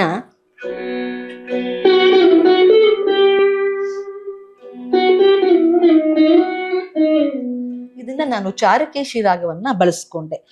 ಇರಬಹುದೇ ಇದೇ ಪ್ರೇಮದರ್ಥ, ಸಂದೇಹಕ್ಕೆ ಸರಿ ಉತ್ತರ, ಪ್ರೀತಿಯೇ ಪ್ರೀತಿಯ ಸೇರುವ ದಾರಿ, ದೂರದ ತೀರವು ಹತ್ತಿರ, ಹತ್ತಿರ, ಹತ್ತಿರ, ಹತ್ತಿರ. ನೋಡಿ ಇಲ್ಲಿ ಬಳಸಿರುವಂತ ಇದು ಅಷ್ಟೇ, ಮನೆಗಳನ್ನ ಪಕ್ಕದಲ್ಲೇ ಇಟ್ಟೆ. ಮಾಪಗರಿ ಮಗರಿ ಸಸ. ಸಾಹಿತ್ಯಕ್ಕೆ ರಾಗ ಸಂಯೋಜನೆ ಎಷ್ಟು ರೆಲೆವೆನ್ಸ್ ಇರ್ಬೇಕು, ಅಲ್ಲಿ ಹೇಳಿರೋ ಸಾಹಿತ್ಯದ ಭಾವಕ್ಕೆ ನಾವು ಕಂಪೋಸ್ ಮಾಡಬೇಕು. ನಾನು ಅದೇ ಕೇಳುವಂತ ಅನ್ಕೊಂಡೆಮ್ಮ. ಏನು ಅಂತಂದ್ರೆ, ಈಗ ನೀವಾಗ್ಲೇ ಹೇಳಿದ್ರೆ ಸಾಹಿತ್ಯದಲ್ಲಿ ಬರುವಂತ ಕೆಲವೊಂದು ಅಕ್ಷರಗಳು ದೂರ ಅಂತ ಆಗಿರ್ಬೋದು, ಬಯಲು ಅಂತ ಆಗಿರ್ಬೋದು, ಈಗ ಹಾಡಿನ ಮೂಲಕ ಹೇಳುವಾಗ ನಾವು ದೂರ ಅಂತ ಹೇಳ್ಕೊಂಡು ಏನೋ ಒಂದು ರಾಗದಲ್ಲಿ ಅದನ್ನ ಸಂಯೋಜಿಸಿ ಬಿಡಬಹುದು. ಆದ್ರೆ ಈ ನುಡಿಸುವಾಗ ದೂರದ ಒಂದು ಫೀಲ್, ಅನುಭವವನ್ನ ನಮಗ್ ದಕ್ಕಿಸ್ಬೇಕು ಅಂತ ಆದ್ರೆ ಅದು ಎಂತ ಚಾಲೆಂಜಿಂಗ್ ಇರುತ್ತೆ ಅಂತ ಹೇಳಿ, ನುಡಿಸ್ಲಿಕ್ಕೂ ಅದರ ಜೊತೆಗೆ ಹಾಡಿಗೂ ಇರುವಂತಹ ಡಿಫ್ರೆನ್ಸ್, ಅದರ ಬಗ್ಗೆ ಮಾತಾಡೋದಾದ್ರೆ ಅಮ್ಮ. ಅದೇ ಇವೆಲ್ಲ ಸಾಹಿತ್ಯವನ್ನ ಅರ್ಥ ಮಾಡ್ಕೊಳ್ತಾ ನಮ್ಮಲ್ಲಿರೋ ಸಂಸ್ಕಾರ ಪರಿಷ್ಕೃತವಾಗ್ತಾ ತಾನಾಗೆ ಬರುತ್ತದು. ಇವಾಗ ಏನ್ ಹೇಳಿದೆ ನಲ್ಲಿ ಬಯಲಾಯ್, ಆ ಬಯಲನ್ನ ಆ ಒಂದು ವೈಶಾಲ್ಯತೆಯನ್ನ ತೋರಿಸೋ ಪ್ರಯತ್ನ ನೋಡಿ. ಸೊ ಈ ನಿಷಾದದಿಂದ ಆ ನಿಷಾದಕ್ಕೆ ಪ್ರಯಾಣ, ಆ ಪ್ರಯಾಣ ಏನು ವೈಶಾಲಿತ್ಯವನ್ನು ಸೂಚಿಸುವಂತ ಪ್ರಯಾಣ. ಈ ನಿಷಾದ ಲೋಯರ್ ಆಕ್ಟೇವ್ನ ನಿಷಾದದಿಂದ ಮಧ್ಯಸ್ಥಾಯಿ ಅಥವಾ ಮಂದ್ರಸ್ಥಾಯಿಯಿಂದ ಈ ಮಧ್ಯಸ್ಥಾಯಿಗೆ ಹೋಗುವಂಥದ್ದು ಪ್ರಯಾಣ. ಅದು ಹೇಗೆ ಬರುತ್ತೆ ಗೊತ್ತಿಲ್ಲ, ಏನ್ ಚಾಲೆಂಜು ನಂಗೆ ಗೊತ್ತಿಲ್ಲ, ಅದು ಬರುತ್ತೆ ಅಷ್ಟೇ. ಬಯಲಾಯಿತು ಯಮುನೆಯ ಬಯಲೇ ಮನೆಯೋ, ಹತ್ತಿರದವರು ದೂರವಾದರು. ನೀವು ಕೇಳಿದ್ರಿ ದೂರ ಹೇಗೆ ಅಂದ್ರ, ನೋಡಿ ಹತ್ತಿರದವರು ಅದ್ ಹೇಗ್ ನುಡಿಸ್ತೀರ ಅಂದ್ರೆ ಅದು ಗೊತ್ತಿಲ್ಲ, ಅನ್ಎಕ್ಸ್ಪ್ಲೈನಬಲ್. ಅಲ್ಲ, ನಾನು ಇನ್ನೊಂದು ಏನು ಅಂತಂದ್ರೆ, ಈ ಸಾಮಾನ್ಯವಾಗಿ ಎಲ್ಲರೂ ಕೂಡ ವೀಣಾ ಆರ್ಟಿಸ್ಟ್ಗಳಿಗೆ ಸಂಗೀತದ ಜ್ಞಾನ ಖಂಡಿತವಾಗಿ ಇರ್ಲೇಬೇಕು, ಇರ್ತದೆ ಕೂಡ, ಶಾಸ್ತ್ರೀಯ ಸಂಗೀತವನ್ನ ಹಾಡ್ತಾರೆ ಕೂಡ. ಸೊ ಇದೆಲ್ಲೋ ಪ್ಲಸ್ ಆಗುತ್ತಾ ಅಂತ ಹೇಳಿ? ಖಂಡಿತವಾಗಿ ಆಗತ್ತೆ. ಜೊತೆಗೆ ನನ್ನ ವಿಷಯದಲ್ಲಿ ಹೇಳೋದಾದ್ರೆ ನಮ್ಮ ತಂದೆ ಗಾಯಕರಾಗಿದ್ರು. ಹ್ಮ್ ಹ್ಮ್ ಹ್ಮ್ ಸೊ ಬಹುಶಃ ಅದೇ ಒಂದು ನನಗೆ ಪ್ಲಸ್ ಪಾಯಿಂಟ್ ಆಗಿದೆ. ಹಾಗಾಗಿ ನನಗೆ ಗಾಯಕ ಶೈಲಿಯ ಅಂದ್ರೆ ಗಾಯನ ಶೈಲಿಯ ನನ್ನ ಒಂದು ವಿನಿಕೆ ಇರೋದ್ರಿಂದ ಇಟ್ ಈಸ್ ಅ ಗಾಯಕಿ style of playing. Okay okay so ಅದು ಒಂದಕ್ಕೊಂದು ಸಾಹಿತ್ಯಕ್ಕೆ ಹೆಣ್ಕೊಂಡು ಬರುತ್ತೆ. ಇವಾಗ ನೀವು ದೂರ ಹೇಳ್ತಿದ್ದೀರಲ್ವಾ,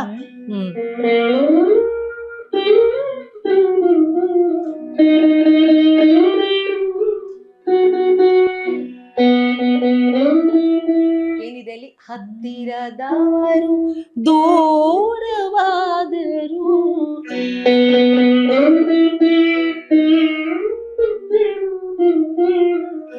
ಆಯಿತು ದೂರವು. ನೆಕ್ಸ್ಟ್ ಪ್ರಶ್ನೆ ನಿಮ್ದು, ದೂರ ಆಯ್ತಲ್ಲ ಹತ್ತಿರ ಹೇಗೆ ನುಡಿಸ್ತೀರಾ ಅಂತ ಇರ್ಬೋದು. ಹತ್ತಿರ ಹತ್ತಿರ ನೋಡಿ,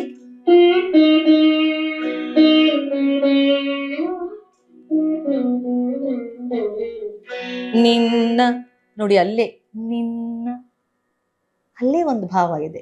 ಕೋಳಲಿನ ಆ ಕೃಷ್ಣನ್ ಕೊಳಲು ನಮ್ಗೆ ಕೇಳ್ಬೇಕು ಒಳಗಡೆಗೆ. ರಾಗಜಾಲವು ರಾಗಜಾಲವು ತಕ್ಷಣನೇ ಅವ್ರು ಏನ್ ಹೇಳ್ತಾರೆ, ಅದನ್ನ ಪಾಸಿಟಿವ್ ಆಗಲ್ಲ, ದಿಕ್ಕುಗೆಡಿಸಿದೆ, ದಿಕ್ಕುಗೆಡಿಸಿದೆ ನನ್ನನು. ನೀವು ಕಾರಣ ಕೇಳಿದ್ರೆ ನಂಗೆ ಅಷ್ಟೊಂದು ಹೇಳಕ್ ಬರಲ್ಲ. ಬಹುಶಃ ಚಾಲೆಂಜಿಂಗ್ ಯಾವ ತರ ಇರುತ್ತೆ ಅಂತ ಅಂದ್ರೆ, ಈಗ ವೀಣೆ ಖಂಡಿತ ವಿಭಿನ್ನ ಪ್ರಕಾರ, ಹಾಡು ವಿಭಿನ್ನ ಪ್ರಕಾರವಾಗಿ ಅಂತ ಹೇಳ್ಬೋದು.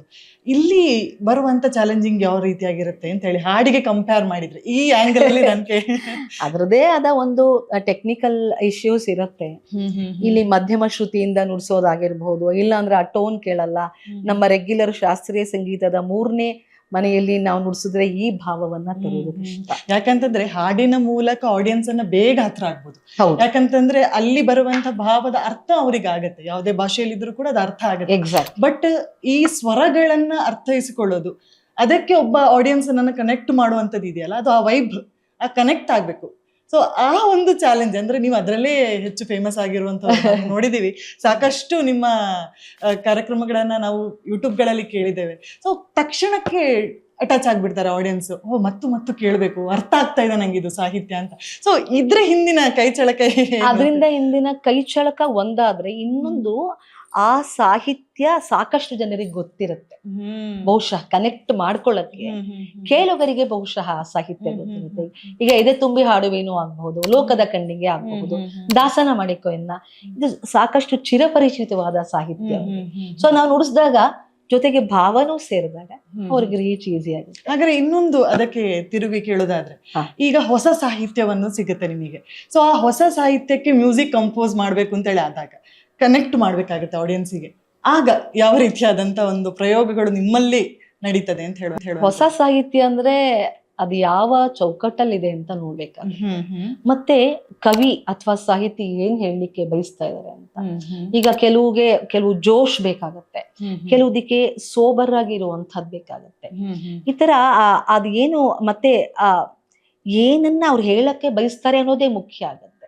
ಸೊ ಅವ್ರು ಏನನ್ನ ಹೇಳಕ್ಕೆ ಬಯಸ್ತಾರೆ ಅನ್ನೋದನ್ನ ಅರ್ಥೈಸ್ಕೊಳ್ಳೋ ಸಾಮರ್ಥ್ಯ ಒಬ್ಬ ಸಂಗೀತ ನಿರ್ದೇಶಕನಿಗೆ ಇರ್ಬೇಕು. ಅದು ನನಗೆ ಬಹುಶಃ ನಾನು ಒಂದು 6-7 ಸಂಗೀತ ನೃತ್ಯ ರೂಪಕಗಳಿಗೆ ನಾನು ನಿರ್ದೇಶನ ಮಾಡಿದ್ದು ನನಗೆ ದೊಡ್ಡ ಅನುಭವದ ಪಯಣ. ಉದಾಹರಣೆ, ಸಮುದ್ರ ಮಥನ 25 ವರ್ಷಗಳ ಹಿಂದೆ ಆದದ್ದು. ಸಮುದ್ರ ಮಥನ ಯಾಕಾಯ್ತು, ಅದನ್ನ ಕೂತ್ಕೊಂಡು 1-1.5 ತಿಂಗಳು ನಾನು ನನ್ನ ಹಸ್ಬೆಂಡ್ ಕೂತ್ಕೊಂಡು ಸ್ಟಡಿ ಮಾಡಿದ್ವಿ. ಜೊತೆಗೆ ನನ್ನ ಕಸಿನ್ ಮಾಲತಿ ವಿಜಯಸಿಂಹ ಅಂತ ಪ್ರಖ್ಯಾತ ನೃತ್ಯ ಪಟ್ಟು, ಅದನ್ನ ಕೂತ್ಕೊಂಡು ಚರ್ಚೆ ಮಾಡಿ ಹೇಗೆ ಅದು ವೇದಿಕೆ ಮೇಲೆ ತರೋದು, ಅದನ್ನ ಸ್ಟಡಿ ಮಾಡಿ ಸೊ ನೃತ್ಯ ರೂಪಕಗಳಿಗೆ ಅಳವಡಿಸುವಾಗ ಅದೊಂದು ದೊಡ್ಡ ಅನುಭವದ ಜರ್ನಿ. ಯಾವ ಸಾಹಿತ್ಯ ಏನೇನ್ ತಗೋತೀವಿ, ಅಲ್ಲಿ ಏನೇನ್ ಬರ್ತದೆ ಸಾಹಿತ್ಯ, ಅದಕ್ಕೆಲ್ಲ ನಮ್ಮನ್ನ ಒಗ್ಗಿಸ್ಕೊಳ್ತಾ ಹೋಗೋದು. ಸಮುದ್ರ ಕಡೆದರು, ಕ್ಷೀರ ಸಮುದ್ರ ಕಡೆದರು, ಇದನ್ನ ಬರ್ದವರು ಆ ಬ್ಯಾಲೆಗೆ ನಮ್ಮ ಪ್ರಖ್ಯಾತ ವಿದ್ವಾಂಸರು ಹೊಳವನಹಳ್ಳಿ ಶ್ರೀನಿವಾಸಾಚಾರ್ಯ. ಸೊ ನಾವು ಸಾಹಿತ್ಯದ ಕುರಿತು ಒಂದಷ್ಟು ಅಧ್ಯಯನ ಇರಬೇಕು ಅಂತ ನಾನು ಭಾವಿಸ್ತೇನೆ. ಅದ್ರಲ್ಲಿ ಇಚ್ಛೆ ಇರಬೇಕು, ಆಸಕ್ತಿ ಇರಬೇಕು, ಕೂತ್ಕೊಂಡು ಅಧ್ಯಯನ ಮಾಡಬೇಕು. ಎಸ್ಪೆಷಲಿ ಈ ತರ ನೃತ್ಯ ರೂಪಗಳು 1 ಗಂಟೆ ಕಡಿಮೆ ಅಂತೂ ಮುಗಿಯಲ್ಲ ಖಂಡಿತ. ಸೊ ಆ 1 ಗಂಟೆ 20 ನಿಮಿಷದಲ್ಲಿ ಎಷ್ಟು ಸಾಹಿತ್ಯದ ಅಧ್ಯಯನ ನಡಿಬೇಕು ಹೇಳಿ. ಇತ್ತೀಚೆಗಿನ ಸಾಹಿತ್ಯದ ಬಗ್ಗೆ, ಇತ್ತೀಚೆಗಿನ ಸಾಹಿತ್ಯನ ಯಾರು ಬರೀತಾರೆ ಅದು ಬೇರೆ ಸಬ್ಜೆಕ್ಟ್. ಬಟ್ ಯಾವ್ದಾರ ಹೊಸ ಸಾಹಿತ್ಯ ಬಂದಾಗ ಯಾರು ಬರವಣಿಗೆ ಮಾಡಿರ್ತಾರೆ ಸಾಹಿತಿಗಳು, ಅವ್ರು ಏನ್ ಹೇಳಕ್ ಹೊರಟಿರ್ತಾರೆ ಅದು ಬಹಳ ಮುಖ್ಯ ಆಗುತ್ತೆ. ಎಲ್ಲಕ್ಕೂ ತುಂಬಾ ಮೃದುವಾದ ಒಂದು ಅಂದ್ರೆ ಒಂದು ಸಂಯೋಜನೆನೂ ಅಲ್ಲ. ಆ ಸಾಹಿತ್ಯ ಏನನ್ನು ಬೇಡತ್ತೆ ಅದನ್ನ ನಾವು ಅರ್ಥ ಮಾಡ್ಕೊಂಡೇ ಮಾಡ್ಬೇಕು. ಕೆಲವು ಜೋಶ್ ಬೇಕಾಗತ್ತೆ, ಹಂಗೆ ಮಾಡ್ಬೇಕಾಗತ್ತೆ. ಇಲ್ಲಾಂದ್ರೆ ಅದಕ್ಕೆ ಸಾಹಿತ್ಯಕ್ಕೆ ಒಂದು ನ್ಯಾಯ ಒದಗಿಸಕ್ಕಾಗಲ್ಲ. ಅಷ್ಟೇ, ನಾನು ಅದನ್ನ ಹೇಳಕ್ ಬಯಸ್ತೇನೆ. ನಾನು ಯಾಕೆ ಇದು ಕೇಳಿದೆ ಅಂದ್ರೆ, ಈಗ ಸಾಮಾನ್ಯ ಕೆಲವು ಏನು ಅಂತ ಹೇಳಿದ್ರೆ ಹಾಡಿನ ಮೂಲಕ ಕೇಳೋದಕ್ಕಿಂತ ಜಾಸ್ತಿಯಾಗಿ ವೀಣೆಯಲ್ಲಿ ಕೇಳಕ್ಕೆ ಇಷ್ಟಪಡ್ತಾರೆ ಜನ. Any instrumental. ಹೌದು. ಸೊ ಬೇಡ ಸಿಂಗಿಂಗ್ ತರದಲ್ಲಿ ಬೇಡ, ನನಗೆ ನಾನು ಮ್ಯೂಸಿಕ್ ಕೇಳ್ತಾ ಇರ್ತೀನಿ, ಅದು ತುಂಬಾ ಅವರಿಗೆ ಹತ್ರ ಆಗುವಂತದ್ದು. ನಂದೇ ಕ್ಯಾಸೆಟ್ ಆಲ್ಬಮ್ದು ನಾನೇ ವೀಣೆ ನೀನೇ ತಂತಿ ಇಂಥದ್ದೆಲ್ಲ ಜನ ರಿಂಗ್ ಟೋನ್ಸ್ ಮಾಡ್ಕೊಂಡಿದ್ದಾರೆ. ಇವತ್ತಿಗೂ ಅದಕ್ಕೆ ಕಾರಣ ಏನ್ ಗೊತ್ತಾ, ಹಿಂದಿನ ಅತ್ಯುತ್ತಮ ಸಾಹಿತ್ಯ, ಅವಾಗ ಸಂಗೀತ ನಿರ್ದೇಶಕರು ಯಾವ ರೀತಿ ಸಂಯೋಜನೆ ಮಾಡ್ತಿದ್ರು, ಹಾಗಾಗಿ ಅದು ಇವತ್ತಿಗೂ ನಿಂತಿದೆ ಜನರ ಮನಸ್ಸಲ್ಲಿ, ಹೃದಯದಲ್ಲಿ. ಅದಕ್ಕೆ ಉದಾಹರಣೆ ನಮ್ಮ ರಾಷ್ಟ್ರಕವಿ ಕುವೆಂಪು ಅವರ ಒಂದು, ನಿಮ್ಗೆಲ್ರಿಗೂ ಗೊತ್ತಿರುತ್ತೆ, ನಾನೇ ವೀಣೆ ನೀನೇ ತಂತಿ.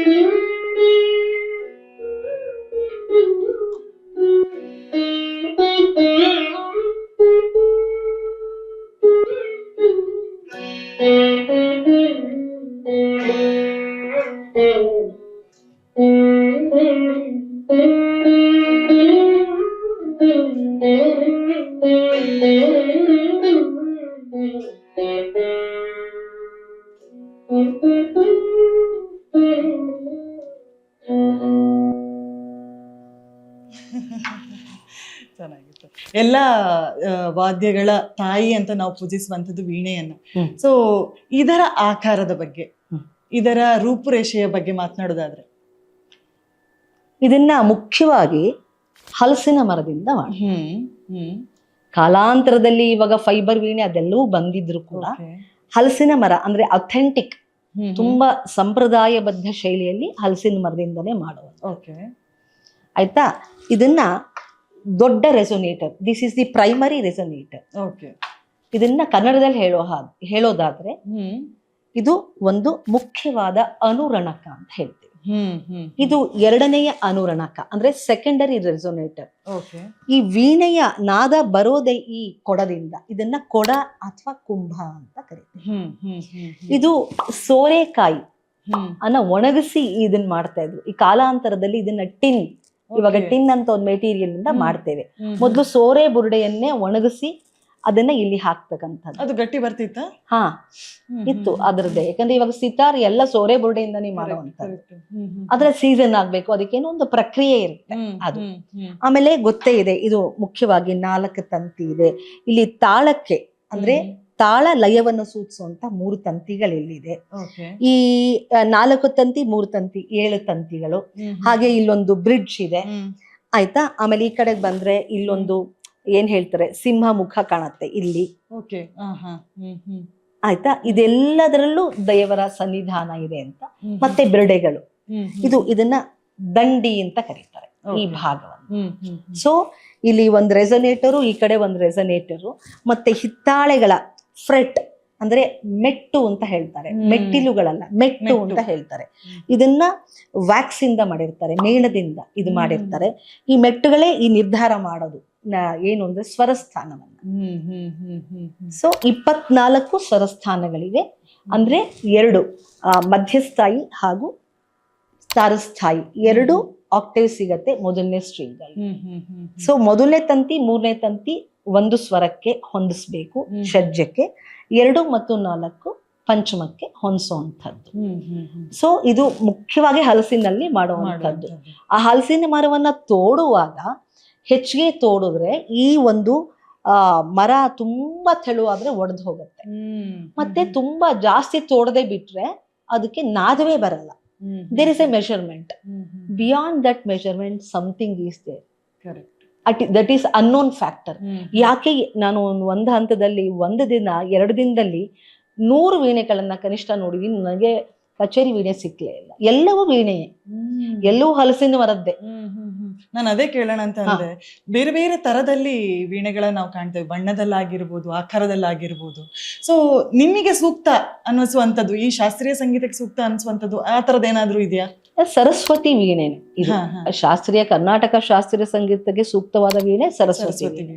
ರುದ್ರ ವೀಣೆ ಅಂತ ಇದೆ, ಅದು 2 ಕೊಡ ಇರುತ್ತೆ, 2 ರೆಸನ್ಯೂಟರ್ಸ್ ಇರುತ್ತೆ. ಬಟ್ ಅದನ್ನ ಕೆಲವರು ಈ ತರ ಇಟ್ಕೊಂಡು ನುಡಿಸ್ತಾರೆ, ಇನ್ ಕೆಲವರು ಉದ್ದಕ್ಕೆ ನಿಲ್ಲಿಸ್ಕೊಂಡು ಈ ಭಾಗವನ್ನ ನುಡಿಸುವಂತದ್ದು.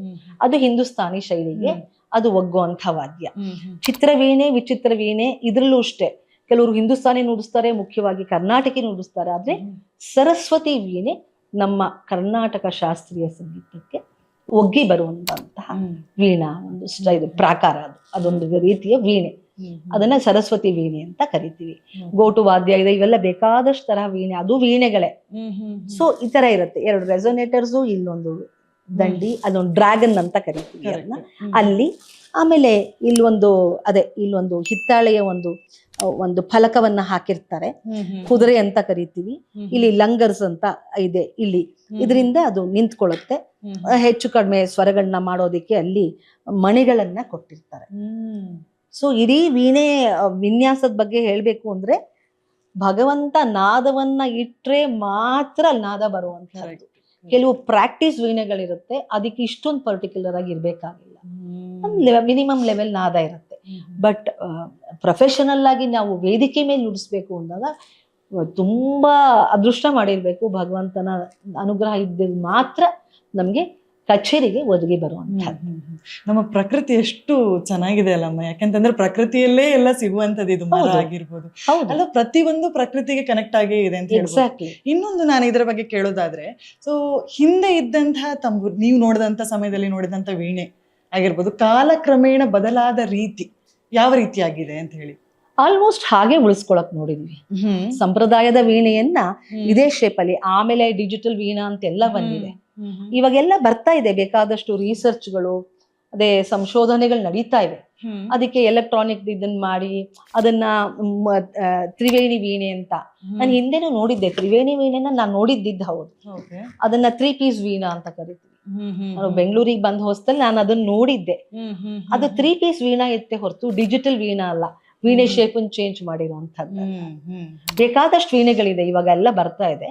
ಬಟ್ ಸಂಪ್ರದಾಯದ ಸರಸ್ವತಿ ವೀಣೆ ನೋಡಕ್ಕೂ ಲಕ್ಷಣ, ಮತ್ತೆ ನುಡ್ಸಕ್ಕೂ ತುಂಬಾ ಚಂದ ಅಂತ ಹೇಳ್ಬೋದು. ಖಂಡಿತ. ಸೊ ಇನ್ನು ಇದರ ಇತಿಹಾಸ ನೋಡೋದಾದ್ರೆ, ಸೊ ಪ್ರತಿಯೊಂದಕ್ಕೂ ಹಿನ್ನೆಲೆ ಇರುತ್ತೆ ಅಂತಾನೆ ಹೇಳ್ತಾರೆ. ಸೊ ಋಗ್ವೇದದ ಕಾಲದಲ್ಲಾಗಿರೋದು, ಪುರಾಣದ ಸಾಕಷ್ಟು ಉಲ್ಲೇಖಗಳಲ್ಲಿ ನಾವು ಈ ವಾದ್ಯದ ಬಗ್ಗೆ ಮಾತಾಡ್ತೇವೆ. ಸೊ ಇದರ ಸುತ್ತ, ಇದರ ಹಿನ್ನೆಲೆ, ಇದರ ಉಗಮ, ಆ ಕುರಿತಾಗಿ ಮಾಹಿತಿ ಕೊಡೋದಾದ್ರೆ ಅಮ್ಮ? ಸಾಮವೇದ ಹಾಗೂ ಋಗ್ವೇದಗಳಲ್ಲಿ ವೀಣೆಯ ಉಲ್ಲೇಖ ಇದೆ, ಪುರಾಣ ಶಾಸ್ತ್ರಗಳಲ್ಲಿದೆ. ಈಗ ನಾರದರ ಕೈನಲ್ಲಿ ಮಹತಿ ವೀಣೆ, ತುಂಬುರರ ಕೈನಲ್ಲಿ ಕಲಾವತಿ ವೀಣೆ, ಹಾಗೆ ರಾವಣ ಕಂಡುಹಿಡಿದ ಒಂದು ಧನುರ್ವೀಣೆ, ಈ ತರ ಎಲ್ಲ ಅಲ್ಲೇ ನಮ್ಗೆ ಮಾಹಿತಿ ಇದೆ. ಅದಕ್ಕಿಂತ ಹೆಚ್ಚಾಗಿ ಬ್ರಹ್ಮನ ರಾಣಿ ಸರಸ್ವತಿಯ ಕೈನಲ್ಲಿ, ಅದಕ್ಕಿಂತ ನಮ್ಗೆ ಇನ್ಯಾವ ಪ್ರೂಫ್ ಬೇಕು? ಸೊ ನಮ್ಮ ಪುರಾಣ ಶಾಸ್ತ್ರಗಳಲ್ಲಿ ಪ್ರಧಾನವಾಗಿ ಹೇಳಿರುವುದೇ ವೀಣೆ. ಮೊದಲು ಗಾಯಕರು ಹಾಡ್ತಾ ಇದ್ದಾಗ ಪಕ್ಕವಾದ್ಯವಾಗಿ ವೈಲಿನನ್ನ ಬಳಸ್ತಾ ಇರಲಿಲ್ಲ, ವೀಣೆಯನ್ನ ಬಳಸ್ತಾ ಇದ್ರು. ಹೇಗೆ ನಮ್ಮ ಸನಾತನ ಧರ್ಮದಲ್ಲಿ, ಹಿಂದೂ ಧರ್ಮದಲ್ಲಿ ಗೋವಿಗೆ ನಾವು ಪ್ರಾಶಸ್ತ್ಯ ಕೊಡ್ತೀವೋ, 33 ಕೋಟಿ ದೇವತೆಗಳ ಆವಾಸ ಸ್ಥಾನ ಅಂತ ಪೂಜಿಸ್ತೀವೋ, ಹಾಗೆ ನಮ್ಮ ಭಾರತೀಯ ಸಂಸ್ಕೃತಿಯಲ್ಲಿ ನಮ್ಮ ದಕ್ಷಿಣ ಭಾರತದ ಹೆಮ್ಮೆ ಸರಸ್ವತಿ ವೀಣೆಯನ್ನ ನಾವು ಅದೇ ತರ ಗೌರವಿಸ್ತೀವಿ. ಚೆನ್ನಾಗಿ ಹೇಳಿದ್ರಮ್ಮ. ಸೊ ಈಗ ಮಾತಾಡ್ತಾನೆ ಹೇಳಿದ್ರಿ, ನಾರದ ಕೈಯಲ್ಲಿ ಮಹತಿ ಅನ್ನುವಂಥ ವೀಣೆ ಇತ್ತು ಅಂತ ಹೇಳಿ. ಸೊ ನಿಮ್ಮ ಕೈಯಲ್ಲಿರುವಂತ ಈ ಸರಸ್ವತಿ ವೀಣೆಗೆ ನೀವೇನಾದ್ರೂ ಹೆಸರಿಟ್ಟಿದ್ದೀರಾ ಅಂತ ಹೇಳಿ?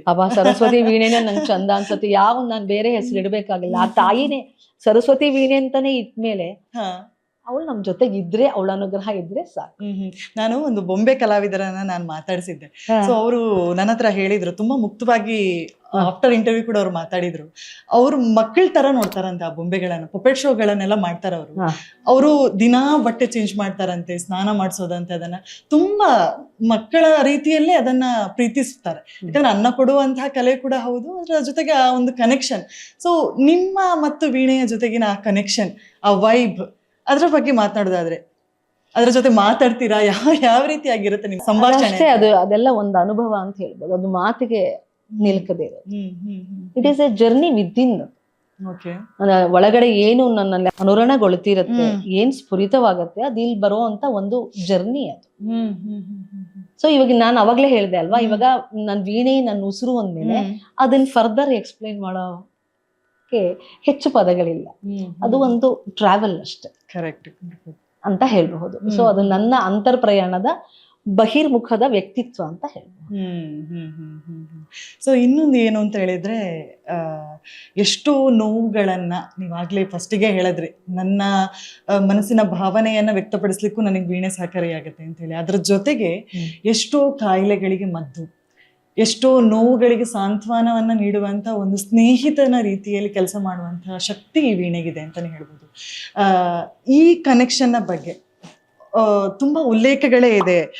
ಯಜ್ಞವಲ್ಕ್ಯನ ಮಹರ್ಷಿಗಳ ಪ್ರಕಾರ ಎಷ್ಟೋ ಒಂದು ಸಮಸ್ಯೆಗಳನ್ನ ಮೋಕ್ಷ ಪ್ರಾಪ್ತಿಗೋಸ್ಕರ ಕೂಡ ಈ ವೀಣೆ ಒಂದು ಕೆಲಸ ಮಾಡುತ್ತೆ. ಮೋಕ್ಷ ಪ್ರಾಪ್ತಿ ಈ ವೀಣೆಯನ್ನು ಕೇಳೋದ್ರ ಮೂಲಕ ಆಗತ್ತೆ ಅಂತ ಹೇಳ್ತಾರೆ. ಸೊ ಈ ಶಕ್ತಿಯ ಬಗ್ಗೆ ಮಾತನಾಡೋದಾದ್ರೆ, ಯಾವುದೇ ಲಲಿತ ಕಲೆಯ ಮುಖ್ಯ ಪ್ರಾಕಾರ ಸಂಗೀತ ಅಂತ ಹೇಳ್ಬೋದು. ಈಗ ಲಲಿತ ಕಲೆಗಳಲ್ಲಿ ಏನೇನ್ ಬರುತ್ತೆ ಅಂತ ಹೇಳಿದಾಗ ಸಂಗೀತ, ನೃತ್ಯ, ಸಾಹಿತ್ಯ, ನಾಟಕ, ಚಿತ್ರಕಲೆ, ಶಿಲ್ಪಕಲೆ ಎಲ್ಲವೂ ಬರ್ತದೆ. ಅದ್ರಲ್ಲಿ ಸಂಗೀತವನ್ನೇ ಮುಖ್ಯ ಅಂತ ಯಾಕೆ ಹೇಳ್ತಾರೆ ಅಂದ್ರೆ ಅದ್ರಲ್ಲೊಂದು ಏನೋ ವಿಶೇಷತೆ ಇದೆ. ಹಾಗಾದ್ರೆ ಬೇರೆದ್ರಲ್ಲಿ ಇಲ್ವಾ? ಖಂಡಿತವಾಗಿ ಎಲ್ಲಾ ಕಲಾ ಪ್ರಕಾರವೂ ತುಂಬಾ ಮುಖ್ಯವಾದ ಕಲಾ ಪ್ರಕಾರ. ಹಾಗೆ ಹೇಳ್ಬೇಕು ಅಂತಂದ್ರೆ ಇದರಿಂದ ಮೋಕ್ಷ ಪ್ರಾಪ್ತಿ ಅಂದ್ರೆ ಎಲ್ಲ ಲಲಿತ ಕಲೆಗಳ ಫೈನಲ್ ಅಂತಿಮ ಉದ್ದೇಶವೇ ಅದು, ಮೋಕ್ಷ ಪ್ರಾಪ್ತಿನೇ.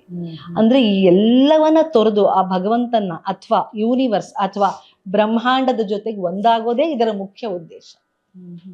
ಈಗ ಎಸ್ಪೆಷಲಿ ದಕ್ಷಿಣ ಭಾರತದಲ್ಲಿ ಇದ್ದಂತಹ ಶಾಸ್ತ್ರೀಯ ಸಂಗೀತ ದೇವಸ್ಥಾನಗಳಲ್ಲಿ ಹಾಡ್ಕೊಳಕ್ಕಿದ್ದು. ಕಾಲಾಂತರದಲ್ಲಿ ಅದು ಪಾಪ ಎಷ್ಟೋ ಜನಕ್ಕೆ ಎಲ್ಲರಿಗೂ ಹೊಟ್ಟೆ ಪಾಡು ಕೂಡ ಆಗಿದೆ. ಭಗವಂತನ ಸಮರ್ಪಣೆಗೆ ಮಾತ್ರ ಕೃತಿಗಳನ್ನ ಉಪಯೋಗಿಸ್ತಾ ಇದ್ದೀವಿ. ಅದೇ ರೀತಿ ಇದು ಇದ್ದದ್ದು. ಸೊ ಯಾವುದೇ ಲಲಿತ ಕಲೆಗಳಿಂದ ಸಂಗೀತ ಅಂತಾನೆ ಅಲ್ಲ, ಮೋಕ್ಷ ಪ್ರಾಪ್ತಿನೇ. ಯಾಕಂದ್ರೆ ಒಬ್ಬ ಪೇಂಟರ್ಗೆ ಅಲ್ಲೇ ಮೋಕ್ಷ. ಯಾವಾಗ ಅಲ್ಲಿ ನಾನು ಭಾವ ಸತ್ತೋಗತ್ತೆ, ಅದು ಮೋಕ್ಷ ಅಲ್ಲದೆ ಏನು? ಈಗ ನಾನ್ ಮಾಡ್ತಾ ಇದ್ದೀನಿ ಅಂತ ಬಂದಾಗ ಕರ್ತೃತ್ವ ಭಾವ ಇರುತ್ತೆ, ದೇಹ ಭಾವ. ಆತ್ಮ ಭಾವಕ್ಕೆ ನಾವು ಮಾಡ್ತಾ ಮಾಡ್ತಾ ನುಡಿಸ್ತಾ ಹಾಡ್ತಾ ಹೋದಾಗ ಆತ್ಮ ಭಾವದಲ್ಲಿ ಏನಿರುತ್ತೆ? ಪರಮಾತ್ಮ ಅಷ್ಟೇ ಉಳ್ಕೊಳ್ಳುತ್ತೆ. ಅದೇ ಮೋಕ್ಷ. ಅದು ನನ್ನ ಒಂದು ಅನಿಸಿಕೆ ಅಂತ ಹೇಳ್ಬೋದು. ಮೋಕ್ಷ ಬೇರೆನೂ ಇರ್ಬೋದು, ಬಟ್ ನನ್ನ ಪ್ರಕಾರ ಮೋಕ್ಷ ಪ್ರಾಪ್ತಿಗೆ ನಾವು ಪ್ರಾಮಾಣಿಕವಾಗಿ ಆದಷ್ಟು ನಿರ್ಮಲ ಮನಸ್ಸನ್ನ ಇಟ್ಕೊಂಡು ನಾವು ಯಾವ ಕೆಲಸವನ್ನ ಶ್ರದ್ಧೆಯಿಂದ ಮಾಡಿದ್ರೆ ಅದೇ ಮೋಕ್ಷ. ಇನ್ನೊಂದು ಇದ್ರ ಬಗ್ಗೆ ನಾನು ಕೇಳೋದಾದ್ರೆ, ಸೊ ಕೆಲವರು ಹೇಳ್ತಾರೆ ಅಂದ್ರೆ ಈಗ ತುಂಬಾ ಡಿಪ್ರೆಷನ್ ಅಲ್ಲಿ ಇದೆ ಅಂತ ಹೇಳಿ, ಆದ್ರೆ ಒಂದು ಲೈಟ್ ಆಗಿ ದಿನ ಟ್ಯಾಬ್ಲೆಟ್ ತರ ವೀಣೆಯನ್ನ ಕೇಳ್ತಾ ಇರಿ, ಆ ಸ್ವರಗಳನ್ನ ಕೇಳ್ತಾ ಇರಿ.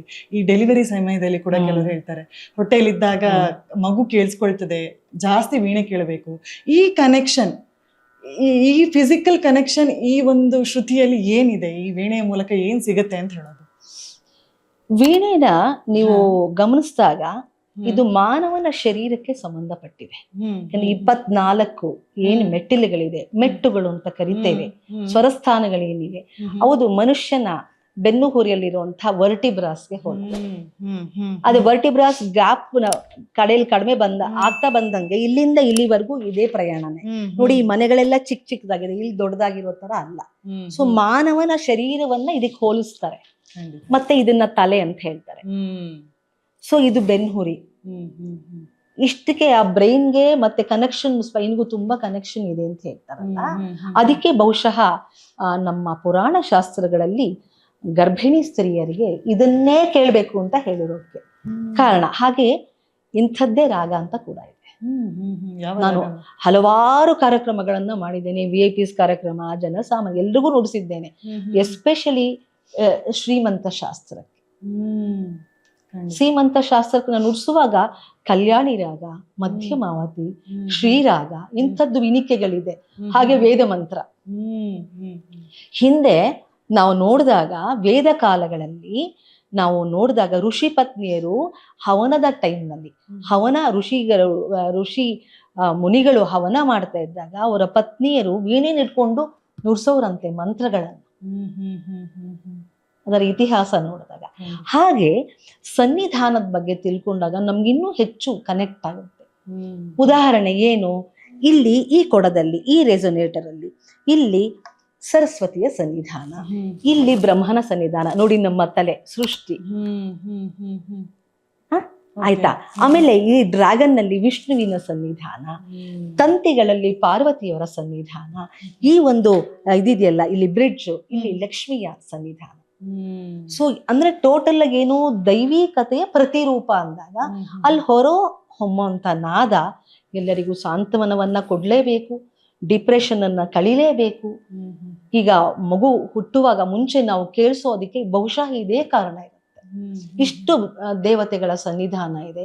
ಇಂಥ ಪವಿತ್ರವಾದ ನಾದವನ್ನ ಕೇಳಿದಾಗ, ಇದಕ್ಕೆ ಉದಾಹರಣೆ ನಾನು ಹೇಳಬೇಕು ಅಂದ್ರೆ, ನಮ್ಮ ಬಹಳ ಜನಪ್ರಿಯ ಕಾರ್ಡಿಯಾಲಜಿಸ್ಟ್, ಹೃದಯ ತಜ್ಞ ಡಾಕ್ಟರ್ ಮಂಜುನಾಥ್ ಅವರ ಸೊಸೆ ಮತ್ತು ಮಗಳ ಶ್ರೀಮಂತಕ್ಕೆ ನಾನು ನುಡಿಸಿದಾಗ, being such a wonderful great doctor, ಅವ್ರು ಬಂದಲ್ಲಿ ಹೇಳಿದ್ರು, ಮೈಕಲ್ ಮಾತಾಡೋದು.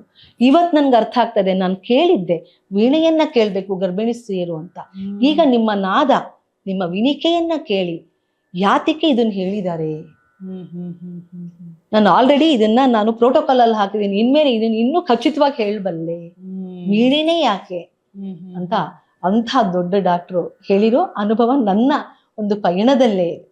ಹಾಗಾಗಿ ದೈವ ಸಾನ್ನಿಧ್ಯ ಇರುವಂತಹ ಸರಸ್ವತಿ ಕೈನಲ್ಲಿರುವಂತಹ ವೀಣೆ ಆ ಪ್ರಭಾವವನ್ನ ಖಂಡಿತವಾಗಿ ಬೀರಬಲ್ಲ. ಖಂಡಿತ ತುಂಬಾ ಚೆನ್ನಾಗಿ ಹೇಳಿದ್ರೆ ಆಕ್ಚುಲಿ. ಸೊ ನೀವು ಆಗ್ಲೇ ಹೇಳ್ತಾ ಹೇಳಿದ್ರಿ ಇಂಥದ್ದೇ ರಾಗ ಅಂತ ಇದೆ ಒಂದೊಂದು ಸಮಸ್ಯೆ ಹೀಲಿಗೋಸ್ಕರ ಅಂತ ಹೇಳಿ. ಸೊ ಅದನ್ನ ವಿಸ್ತರಿಸಿ ಹೇಳೋದಾದ್ರೆ, ಗರ್ಭಿಣಿ ಸ್ತ್ರೀಯರಿಗೆ ಇಂಥ ರಾಗ ಕಲ್ಯಾಣಿ ರಾಗ ಅಂತ, ಹಾಗೆ ಡಿಪ್ರೆಷನ್ ಅಲ್ಲಿ ಇರೋರಿಗೆ ಹಂಸಧ್ವನಿ ರಾಗ, ಈ ತರದ್ದೆಲ್ಲ ಇದೆ. ಇದಕ್ಕೆ ಸಂಬಂಧಪಟ್ಟಾಗೆ ಪ್ರಾಜ್ಞವ್ರೆ ನಾನು ಒಂದು ಘಟನೆಯನ್ನ ಜ್ಞಾಪಿಸ್ಕೊಳ್ಳಕ್ ಬಯಸ್ತೇನೆ.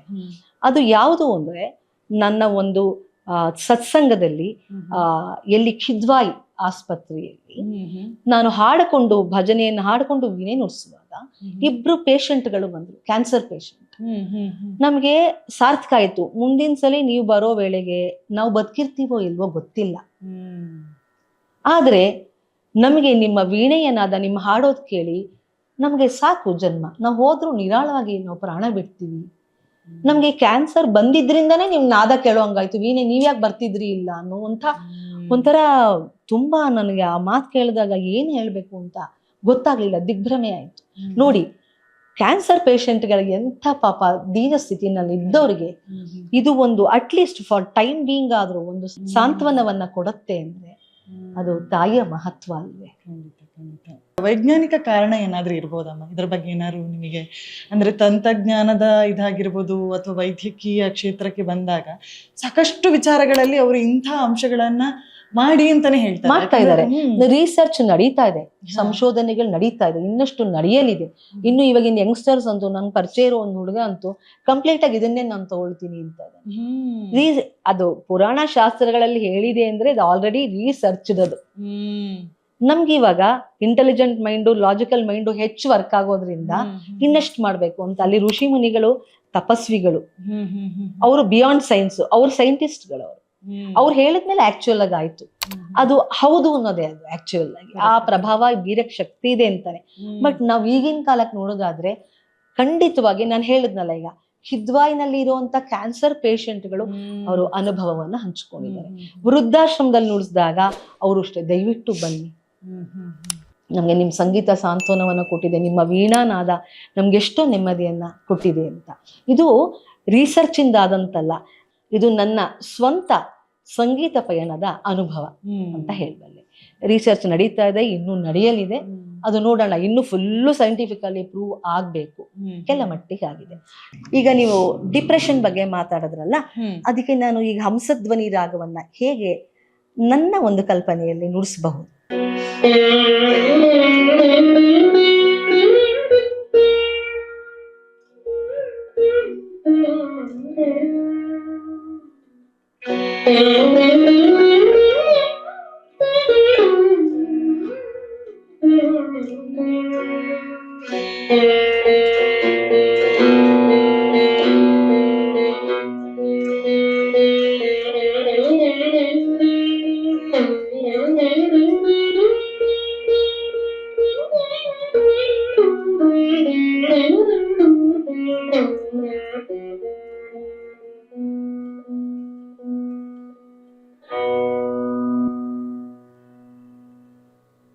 ಅಂದ್ರೆ ಈ ಸ್ಟ್ರೆಸ್ ಇಂದ ಹೊರಗೆ ಬರ್ಬೇಕು ಅಂತ ಆದ್ರೆ ಯಾವ್ದೋ ಒಂದು ರೂಪದಲ್ಲಿ ಅವರು ಡೈವರ್ಟ್ ಮಾಡ್ಲಿಕ್ಕೆ ಇದೆಲ್ಲೋ ಕನೆಕ್ಷನ್ ಅಂತಾನೆ ಅನ್ಸುತ್ತಲ್ಲಮ್ಮ. ನಿಜ. ಯಾಕಂತಂದ್ರೆ ಮ್ಯೂಸಿಕ್ ಓಡ್ತಾ ಜಾಗಿಂಗ್ ಮಾಡ್ತಾ ವ್ಯಾಯಾಮ ಮಾಡ್ತಾ ಮ್ಯೂಸಿಕ್ ಅನ್ನ ಕೇಳೋರು ಇದ್ದಾರೆ ಎಷ್ಟೋ ಜನ.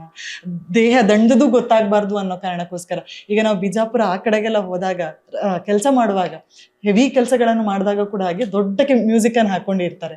ಸೊ ವೈದ್ಯಕೀಯ ಪುರಾವೆಗಳೇ ಬೇಕು ಅಂತಿಲ್ಲ, ಅಷ್ಟರ ಮಟ್ಟಿಗೆ ಕನೆಕ್ಟ್ ಆಗಿದೆ ಅಂತಾನೆ ಹೇಳ್ಬೋದು. ಸೊ ನಿಮ್ಮ ಅನುಭವಕ್ಕೆ ದಕ್ಕಿದ, ನೀವಾಗ್ಲೇ ಟ್ಯೂಮರ್ ಒಂದು ಪೇಷಂಟಿನ ಬಗ್ಗೆ ಹೇಳ್ತಾ ಇದ್ರಿ, ಸೊ ನಂಗೆ ಅದ್ರ ಬಗ್ಗೆ ಹೇಳಿಯಮ್ಮ. ಎಂತಂದ್ರೆ ನಿಮ್ಮ ಅನುಭವಕ್ಕೆ ಬಂದಂತ ಇಂತಹ ಅನುಭವಗಳು ಯಾವ್ದಾರು ಇದೆಯಾ ಅಂತ? ಹಾ, ನಮ್ಮ ಅಣ್ಣನ ಸ್ನೇಹಿತರವರು ಅವರು ಒಂದು ಸಲ ನಮ್ಮ ಮನೆಗೆ ಬಂದು ಹೇಳ್ತಾರೆ, ನಿಮ್ಮ ವೀಣಾನಾದ ನನ್ನ ಬ್ರೈನ್ ಟ್ಯೂಮರ್ನ ಕ್ಯೂರ್ ಮಾಡೋದ್ರಲ್ಲಿ ಮಹತ್ವದ ಪಾತ್ರ ವಹಿಸಿದೆ ಅಂತ. ನಂದು ಎಷ್ಟೊಂದು ಸಿಡಿನ ಅವರೇ ಕಾಪೀಸ್ ಮಾಡಿ ಕೊಟ್ಬಿಟ್ಟಿದ್ದಾರೆ ಎಷ್ಟೊಂದು ಜನ ಕೇಳಿ. ಇದು ನಡೆದಂತಹ ಸತ್ಯ ಕಥೆ. ಬ್ರೈನ್ ಟ್ಯೂಮರು ಅವರು ಆಗಿ ಅವ್ರಿಗೆ ಆಪರೇಷನ್ ಆಗಿ ಅನ್ಕಾನ್ಶಿಯಸ್ ಆದಾಗ, ಕೋಮಾದಲ್ಲಿದ್ದಾಗ ಇದನ್ನ ಹಾಕಿ ವಾಪಸ್ ಬಂದಿದ್ದಾರೆ.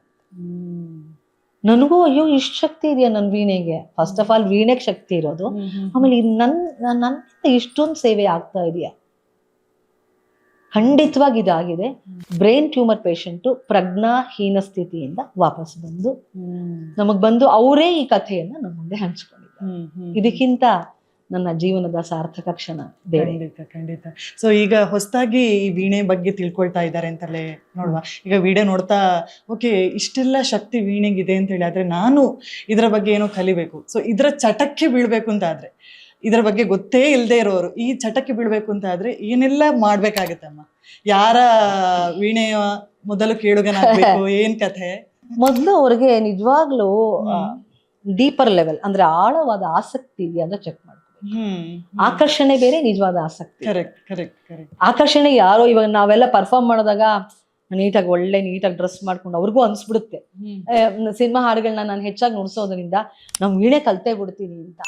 ಆದ್ರೆ ಅದು ಕಡಿಮೆ ಅವಧಿಗೆ ನಿಲ್ಬಾರ್ದು.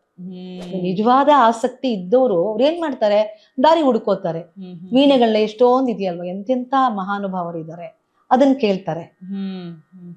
ಸೊ ಕೇಳ್ತಾ ಕೇಳ್ತಾ ಕೇಳ್ತಾ ಆಸಕ್ತಿ ಬರುತ್ತೆ. ಒಳ್ಳೆ ಗುರುಗಳು ಅನ್ನೋ ಭಗವಂತನ ಅನುಗ್ರಹ ಇದ್ರೆ ಸಿಗ್ತಾರೆ. ಅವರ ಒಂದು ಅವ್ರು ಕಲಿಸುವಾಗ ಇವರು ಸೀರಿಯಸ್ ಆಗಿ ಪ್ರಾಕ್ಟೀಸ್ ಮಾಡ್ತಾರೆ. So it starts from listening only.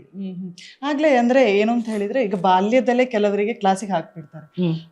ನನ್ ಮಗಳು ಈಗ ತಂದೆ ತಾಯಿಗೆ ಆಸೆ ಇರುತ್ತೆ, ಓಕೆ ನನ್ ಮಕ್ಕಳು ವೀಣೆ ಕಲಿಬೇಕು, ಯಾಕಂದ್ರೆ ಅವರಿಗೆ ಆಕರ್ಷಣೆಯೋ ಅಥವಾ ಅಭಿರುಚಿಯೋ ಏನೋ ಒಂದು ಅವರ ಮಗಳನ್ನ ಯಾರನ್ನೋ ಒಂದು ವೀಣೆ ಕ್ಲಾಸಿಗೆ ಸೇರಿಸ್ತಾರೆ. ಸೊ ಆ ಪ್ರೊಸೆಸ್ ನ ಬಗ್ಗೆ ನಿಮ್ಮ ಅಭಿಪ್ರಾಯ ಏನು? ಯಾಕಂದ್ರೆ ಆ ಮಗುವಿಗೆ ಅದರ ಬಗ್ಗೆ ಜ್ಞಾನ ಇರಲ್ಲ ಅಥವಾ ಅದರ ಬಗ್ಗೆ ಕಲ್ಪನೆಯೂ ಇರಲ್ಲ. ಅದು ಯಾವ ಇನ್ಸ್ಟ್ರೂಮೆಂಟ್ ABCD ಇಂದ A to Z ಇಂದ ಹೇಳ್ಕೊಡ್ಬೇಕಾಗತ್ತೆ. ಸೊ ಇದ್ರ ಬಗ್ಗೆ ನಿಮ್ಮ ಒಪಿನಿಯನ್ ಏನು ಆಸ್ ಅ ಗುರುವಾಗಿ? ನಾನು actually more than a guru, I am a performer. ಆದ್ರೆ ಇತ್ತೀಚೆಗೆ ನಮ್ಮ ಆತ್ರೇಯ ಸಿಸ್ಟರ್ಸ್, ನನ್ನ ಕಸಿನ್ ಮೊಮ್ಮಕ್ಕಳು, ಅವರಿಗೆ ಪಾಠ ಹೇಳುವಾಗ ಅದೆಲ್ಲ ರೀಲ್ಸ್ ಎಲ್ಲ ವೈರಲ್ ಆಗ್ಬಿಟ್ಟು ಒಂದು 180ರಿಂದ 190 ಜನ ಕೇಳ್ತಾ ಇದ್ದಾರೆ. ಒಂದು ಸಂಗೀತವನ್ನ ಕಲಿಯಕ್ಕೆ ಅಂದ್ರೆ ವೋಕಲ್ಸ್, ಇನ್ನೊಂದು ವೀಣೆಗೆ. ವಯಸ್ಸೆಷ್ಟು ಅಂದ್ರೆ 3 ವರ್ಷ ಅಂತಾರೆ. ಕನಿಷ್ಠ ಪಕ್ಷ 8ರಿಂದ 10 ವರ್ಷ ವೀಣೆಗೆ, ಯಾಕಂದ್ರೆ ಅದು ಅಂದಬೇಕು ಕೈ, ಮತ್ತೆ ಆಸಕ್ತಿ ಸ್ಥಿರವಾಗ್ಬೇಕು. ಅದಕ್ಕೆ ಒಂದು ಫೋಕಸ್ ಬೇಕು, ಅದಕ್ಕೆ ಒಂದು ಮೆಚುರಿಟಿ ಬೇಕು ಅಂದಾಗ ಬಾಲ್ಯದಲ್ಲಿ ನಾನು ಹೇಳ್ಕೊಡೋದೇ ಇಲ್ಲ ಅಂತ ಹೇಳ್ಬಿಡ್ತೀನಿ. 8ರಿಂದ 10 ವರ್ಷ ಆಗ್ಬೇಕು. ಆಯ್ತು, ಅವಾಗ ನಾವು ಪಾಠ ಹೇಳ್ಕೊಟ್ಟಾಗ ತಂದೆ ತಾಯಿಯಲ್ಲಿ ಕಲಿಯುವಿಕೆಯ ಬಗ್ಗೆ ಮಾತ್ರ ಗಮನ ಇರಬೇಕು. ಇವರು ಪ್ರೋಗ್ರಾಮ್ಸ್ ಕೊಡಿಸ್ತಾರ, ಇವರು ನಾವು ಈ ಚಾನಲ್ ನಲ್ಲಿ ಹೋಗ್ಬಹುದಾ, ಇಲ್ಲಿ ನಾವು ಪ್ರಶಸ್ತಿ ಗೆಲ್ಬಹುದಾ, ಅದಕ್ಕೊಂದು ಅವಧಿ ಇದೆ. 15 ವರ್ಷ ಕನಿಷ್ಠ ತಪಸ್ಬೇಕು ಯಾವುದೇ ವಿದ್ಯೆಗೆ. ಅದಕ್ಕೆ ಮುಂಚೆನೆ 1 ವರ್ಷ 2 ವರ್ಷಕ್ಕೆ ಅವ್ರು ಪರ್ಫಾರ್ಮ್ ಮಾಡ್ಬಿಡ್ಬೇಕು ಅನ್ನೋ ಒಂದು ಧಾವಂತ ಬೇಡ.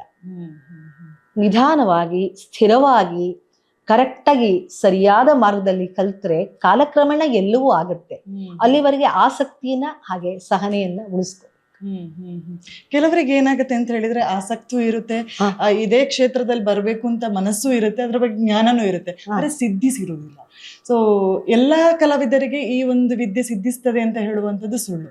ಸೊ ಈ ತರ ಮೋಸ ಹೋದವರು, ಅಂದ್ರೆ ಮೋಸ ಅನ್ನೋಕ್ಕಿಂತ ಸಿದ್ಧಿಸದೆ ಆ ನಿರಾಶೆಯಲ್ಲಿ ಇರುವಂತಹ ಕಲಾವಿದರಿಗೆ ಏನ್ ಟಿಪ್ಸ್ ಕೊಡ್ತೀರಮ್ಮ? ಏನು ನಿರಾಶೆ ಆಗ್ಬೇಕಾಗೇ ಇಲ್ಲ. ಸಂಗೀತ ಅನಿವಾರ್ಯ ಅಲ್ಲ. ಎಲ್ಲವೂ ಕಲೆಗಳು, ಲಲಿತ ಕಲೆಗಳು ಒದಗಿ ಬರುವಂಥದ್ದು. ಆದ್ರೆ ನಮ್ಮ ಪ್ರಯತ್ನ ಬೇಡವಾ? ಖಂಡಿತ ಬೇಕು. ತುಂಬಾ ಸ್ಟ್ರೆಸ್ ಮಾಡಿ ಮಕ್ಕಳಿಗೆ ಬಲವಂತ ಮಾಡಿ ಬೇಡ. ಅವ್ರ ಬೇರೆ ಆಸಕ್ತಿಗಳಿರುತ್ತೆ, ಅದ್ರಲ್ಲಿ ಮುಂದುವರಿಯೋದು ಉತ್ತಮ. ಒಂದ್ ಹಂತದ್ವರೆಗೂ ಒಂದಷ್ಟು ಒಂದು ಚಿಕ್ಕ ಮಟ್ಟದಲ್ಲಿ ಒತ್ತಡವನ್ನ ಹೇರಬಹುದು, ನಾಟ್ ಮೋರ್ ದ್ಯಾನ್. ಅವ್ರಿಗೆ ನಿಜವಾದ ಆಸಕ್ತಿ ಇದ್ರೆ ಕಲಿತಾರೆ. ಮತ್ತೆ ಸಂಗೀತ ಇಲ್ಲದೆ ಬದುಕೇ ಇಲ್ಲ ಅನ್ನೋದು ಖಂಡಿತ ಸತ್ಯವಲ್ಲ. ಸಂಗೀತ ಇಲ್ವಾ, ದಟ್ಸ್ ಓಕೆ. ಇನ್ಯಾವುದೋ ಕಲಾ ಪ್ರಕಾರಕ್ಕೆ ತೊಡಗಿಸ್ಕೊಳ್ಬಹುದು. ಅಥವಾ ಅದು ಇಲ್ವಾ, ಓಕೆ. ಅವ್ರಿಗೆ ಇನ್ಯಾವುದೋ ಇಂಟ್ರೆಸ್ಟ್ ಇರುತ್ತೆ, ಕ್ರೀಡೆನಲ್ಲಿ ಇಂಟ್ರೆಸ್ಟ್ ಇರುತ್ತೆ, ಇನ್ಯಾವುದೋ ಕ್ರಿಯೇಟಿವ್ ವರ್ಕ್ ಅಲ್ಲಿ ಇರುತ್ತೆ, ಅದ್ರಲ್ಲಿ ತೊಡಗಿಸ್ಕೊಳ್ಳಿ. ಬದುಕಿಗಿಂತ ಯಾವುದು ದೊಡ್ಡದಲ್ಲ, ನೆಮ್ಮದಿಗಿಂತ ಯಾವುದು ದೊಡ್ಡದಲ್ಲ. ಖಂಡಿತ. ಅಂದ್ರೆ ಇಂಥದ್ದು ಅವರಲ್ಲಿ ಈಗ ನೀವು ಹೇಳಿದ್ರಿ 8, 10, 15 ವರ್ಷಕ್ಕಾಗ್ಬೇಕಾದ್ರೆ ಅವ್ರಿಗೆ ಒಂದು ಆಲೋಚನೆ ಕ್ರಮ ಬರ್ತದೆ. ಓಕೆ, ನಂಗೆ ಈ ಕ್ಷೇತ್ರದಲ್ಲಿ ಆಸಕ್ತಿ ಇದೆಯಾ ಇಲ್ವಾ ಅಂತ ಹೇಳ್ಕೊಂಡು. ಸೊ ಅಂದ್ರೆ ಆ ಒಂದು ವಾತಾವರಣ ಕೂಡ ಅದೇ ರೀತಿಯಾಗಿ ಇರಬೇಕು ಅನ್ನೋದು ಸತ್ಯ ಅಂತ ನಂಬ್ತೀರಮ್ಮ ನೀವು? ಯಾಕೆಂತಂದ್ರೆ ಆ ಒಂದು ಈಗ ಸಂಗೀತ ಪರಂಪರೆಯಲ್ಲಿ ಇಲ್ಲದೆ ಇದ್ರೆ ಆ ಕುರಿತ ಆಸಕ್ತಿ ಬರೋದು ಕಮ್ಮಿ ಆಗುತ್ತೆ, ಬಟ್ ತಂದೆ ತಾಯಿಗೆ ಆಸಕ್ತಿ ಇರುತ್ತೆ. ಇಂತಹ ಸಮಯದಲ್ಲಿ ಹೇಗ್ ತಯಾರು ಮಾಡೋದು ಮಕ್ಕಳನ್ನ ಅಂತ ಹೇಳಿ. ಏನಂದ್ರೆ ಎಷ್ಟೋ ಮಕ್ಕಳುಗಳನ್ನ ನೋಡಿದೀನಿ, ತಂದೆ ತಾಯಿಗೆ ಏನೂ ಸಂಗೀತ ಬರಲ್ಲ, ಮಕ್ಳಿಗೆ ಬಂದ್ಬಿಟ್ಟಿರುತ್ತೆ. ಇನ್ ಎಷ್ಟೋ ಕುಟುಂಬಗಳನ್ನ ನೋಡಿದೀನಿ, ಮಕ್ಕಳಿಗೆ ಬರೋಕ್ ಸಾಧ್ಯತೆ ಇರಲ್ಲ, ತಂದೆ ತಾಯಿ ಒಳ್ಳೆ ವಿದ್ವಾಂಸರಾಗಿರ್ತಾರೆ. ಇದೆಲ್ಲ ಕೇಳಿ ಬಂದದ್ದು ಅಂತ ಅನ್ಕೊಳ್ಬೇಕು. ಆದ್ರೆ ತಂದೆ ತಾಯಿ ಅವ್ರ ಕರ್ತವ್ಯವ ಏನು ಅಂತ ಹೇಳಿದ್ರೆ ಒಂದು ಒಳ್ಳೆಯ ಪರಿಸರವನ್ನ ನಿರ್ಮಾಣ ಮಾಡೋದು. ಏನದು? ಆದಷ್ಟು ಒಳ್ಳೆಯ ಅತ್ಯುತ್ತಮ ಮಟ್ಟದ ಕ್ಲಾಸಿಕಲ್ ಸಂಗೀತ, ಶಾಸ್ತ್ರೀಯ ಸಂಗೀತ, ಅದು ಹಿಂದೂಸ್ತಾನಿ ಆಗ್ಬೋದು, ಕರ್ನಾಟಕ ಶಾಸ್ತ್ರೀಯ ಸಂಗೀತ ಆಗ್ಬೋದು, ಕೇಳಿಸ್ತಾ ಇರ್ಬೇಕು. ಅವರು ಫಸ್ಟ್ ಕೇಳ್ಬೇಕು, ಕೇಳಿಸ್ತಾ ಇರ್ಬೇಕು. ಆ ಕೇಳ್ತಾ ಆ ಆಸಕ್ತಿ ಮೂಡುತ್ತೆ. ಅದು ಒಂದು ಹಂತದ ಒಂದು ಪರಿಸರದ ನಿರ್ಮಾಣ ಅಂತ. ಆಮೇಲೆ ಇದು ಖಚಿತವಾದ ಮೇಲೆ ಅವರು ಒಳ್ಳೆಯ ಗುರುಗಳ ಹತ್ರ ಸೇರಿಸಿ ಅಲ್ಲಿ ಸಹನೆಯಿಂದ ಪಾಠವನ್ನ ಕಲಿಸುವಂಥದ್ದು, ಇದು ಬಹಳ ಮುಖ್ಯ. ಸೊ ಇನ್ನು ನಿಮ್ಮ ಕಲಿಕೆಯ ಹಂತಕ್ಕೆ ಹೋಗೋದಾದ್ರೆ ನಿಮ್ಮ ಗುರುಗಳನ್ನ ನೆನಪಿಸ್ಕೊಳ್ಬೇಕಮ್ಮ. ಯಾಕೆಂತಂದ್ರೆ ಪ್ರತಿಯೊಬ್ಬ ಕಲಾವಿದನ ರೂಪ ಬರ್ಬೇಕು ಅಂತಂದ್ರೆ ಮೂಲದಲ್ಲಿ ಗುರುಗಳು ಕೊಟ್ಟಂತಹ ಪಾಠ ಆಗಿರ್ಬೋದು, ತುಂಬಾ ಇಂಪಾರ್ಟೆಂಟ್ ಆಗುತ್ತೆ. ಒಂದು ಶಿಲ್ಪವನ್ನ ಶಿಲ್ಪಿ ಕೆತ್ತಿದ ರೀತಿಯಾದಂತಹ ಒಂದು ಅನುಭವ ಅಂತಾನೆ ಹೇಳ್ಬೋದು. ಸೊ ನಿಮ್ಮ ಗುರುಗಳನ್ನ ನೆನಪಿಸ್ಕೊಳ್ಳೋದಾದ್ರೆ ಅವರು ಕಲಿಸಿದಂತ ಯಾವ ಪಾಠ ನಿಮಗೆ ಈಗ್ಲೂ ಕಾಡ್ತದೆ? ನನಗೆ ಮೊದಲಾಗಿ ನನ್ನ ಗುರುಗ ಪರಂಪರೆಯನ್ನು ನಾನು ತಿಳಿಸ್ಬಿಡ್ತೀನಿ. ಮೊದಲು ನಮ್ಮ ತಂದೆ ವಿದ್ವಾನ್ TP ಕೃಷ್ಣಮೂರ್ತಿಯವರು, ನನ್ನ ತಾಯಿ ಲತಾ ಮೂರ್ತಿಯವರಿಂದ ಸಂಗೀತ ಹಾಗೂ ವೀಣೆಯನ್ನ ಕಲಿತದ್ದು. ನಂತರದಲ್ಲಿ ನನ್ನ ಗುರುಗಳು ಶ್ರೀನಿವಾಸ್ ಮೂರ್ತಾಚಾರ್ ಅಂತ ಹೇಳಿ, ಅವ್ರು ಹೇಗೆ ಅಂದ್ರೆ ನಾನು PUC ಓದ್ತಾ ಇದ್ದಾಗ ಅರೌಂಡ್ 16 years ಇದ್ದಾಗ ಮನೆಗೆ ಬಂದು ಪಾಠ ಹೇಳೋರು. ನಾನು ಕಾಲೇಜಿಂದ ಬರೋವರೆಗೂ ಕಾಯ್ತಾ ಕೂತಿರೋರು. ನೋಡಿ, ಒಬ್ಬ ಗುರು ಆ ಥರನು ಇರ್ಬಲ್ರ ಅನ್ನೋ ಪಾಠ. ನಾನ್ ಗುರು, ನೀನೇನ್ ನನ್ನನ್ನು ಕಾಯಿಸೋದು ಅಂತ ಅಲ್ಲ ಅದ್ರ ಅರ್ಥ. ನಿನಗೆ ವಿದ್ಯೆನಲ್ಲಿ ಆಸಕ್ತಿ ಇದೆ, ನಾನು ಕಲಿಸ್ತೀನಿ ಅಂತ ಹೇಳಿದ್ದಂತ ಒಂದು ಉದಾತ್ತ ಮನೋಧರ್ಮ. ನಂತರದಲ್ಲಿ ಡಾಕ್ಟರ್ ಮೀನಾಕ್ಷಿ ರವಿ ಅವರು ರಿಸರ್ಚ್ ಸೆಂಟರ್ ಇಟ್ಟಿದ್ದಾರೆ. ಅವರು ಸ್ಪೆಷಲ್ ಚಿಲ್ಡ್ರನ್ ಇರ್ತಾರಲ್ಲ, ಅವರಿಗೆ ಸಂಗೀತ ಥೆರಪಿನ ಮಾಡ್ತಾ ಇದ್ದಾರೆ. ಅವರು ಬಹಳ ಪ್ರೀತಿಯಿಂದ ಪಾಠ ಹೇಳ್ಕೊಟ್ರು. ಅವ್ರ ಯಜಮಾನ್ರು, ನಾನು ಅವ್ರನ್ನ ಅಪ್ಪ ಅಂತ ಕರಿತೀನಿ, NG ರವಿ ಸರ್, ವಿದ್ವಾನ್ NG ರವಿ ಸರ್ ಅವರು. ಅವರೆಲ್ಲ ಒಂಥರ ಡೆಡಿಕೇಟೆಡ್ ಮ್ಯೂಸಿಷಿಯನ್ಸ್. ಅವರಿಂದ ಏನ್ ಪಾಠ? ಡೆಡಿಕೇಶನ್ ಇಂಪಾರ್ಟೆಂಟ್ ಅಂತ. ಆಮೇಲೆ ಕಾಲಾಂತರದಲ್ಲಿ ನಮ್ಮನೆಯ ಪಕ್ಕದಲ್ಲಿ S ವಿಜಯ ಅಂತ ಇದ್ರು. ಅವ್ರ ಜೊತೆಗೆ ನನ್ನ ಪರ್ಸನಲ್ ಪ್ರಾಬ್ಲಮ್ಸ್ ಹೇಳ್ಕೊಳ್ತಾ ಇದೆ. ಒಬ್ಬ ಗುರು ಸ್ನೇಹಿತರು ಕೂಡ ಆಗ್ಬಂದ್ರು ಅಂತ. ಪಾರುಣಿ, ಎಲ್ಲ ಸರಿ ಹೋಗುತ್ತೆ, ಆ ರೀತಿ ಒಂದು ಸಾಂತ್ವನದ ನುಡಿ ಒಬ್ಬ ಗುರುವಿಂದ ಕೇಳಿದಾಗ ಅಲ್ಲಿ ಒಬ್ಬ ಗುರು ಮುಂದಕ್ಕೆ ನಾನು ಹೀಗೆ ಇರ್ಬೇಕು ಅನ್ನೋ ಒಂದು ಕಲಿಕೆ ಆಗುತ್ತೆ. ಇತ್ತೀಚಿನ ದಿನಗಳಲ್ಲಿ ಮೃದಂಗ ವಿದ್ವಾನ್ ಸುಧೀಂದ್ರ ಸರ್, ಅವ್ರು ಜಯನಗರದಲ್ಲಿ 4th block ಅಲ್ಲಿ ಇರ್ತಾರೆ.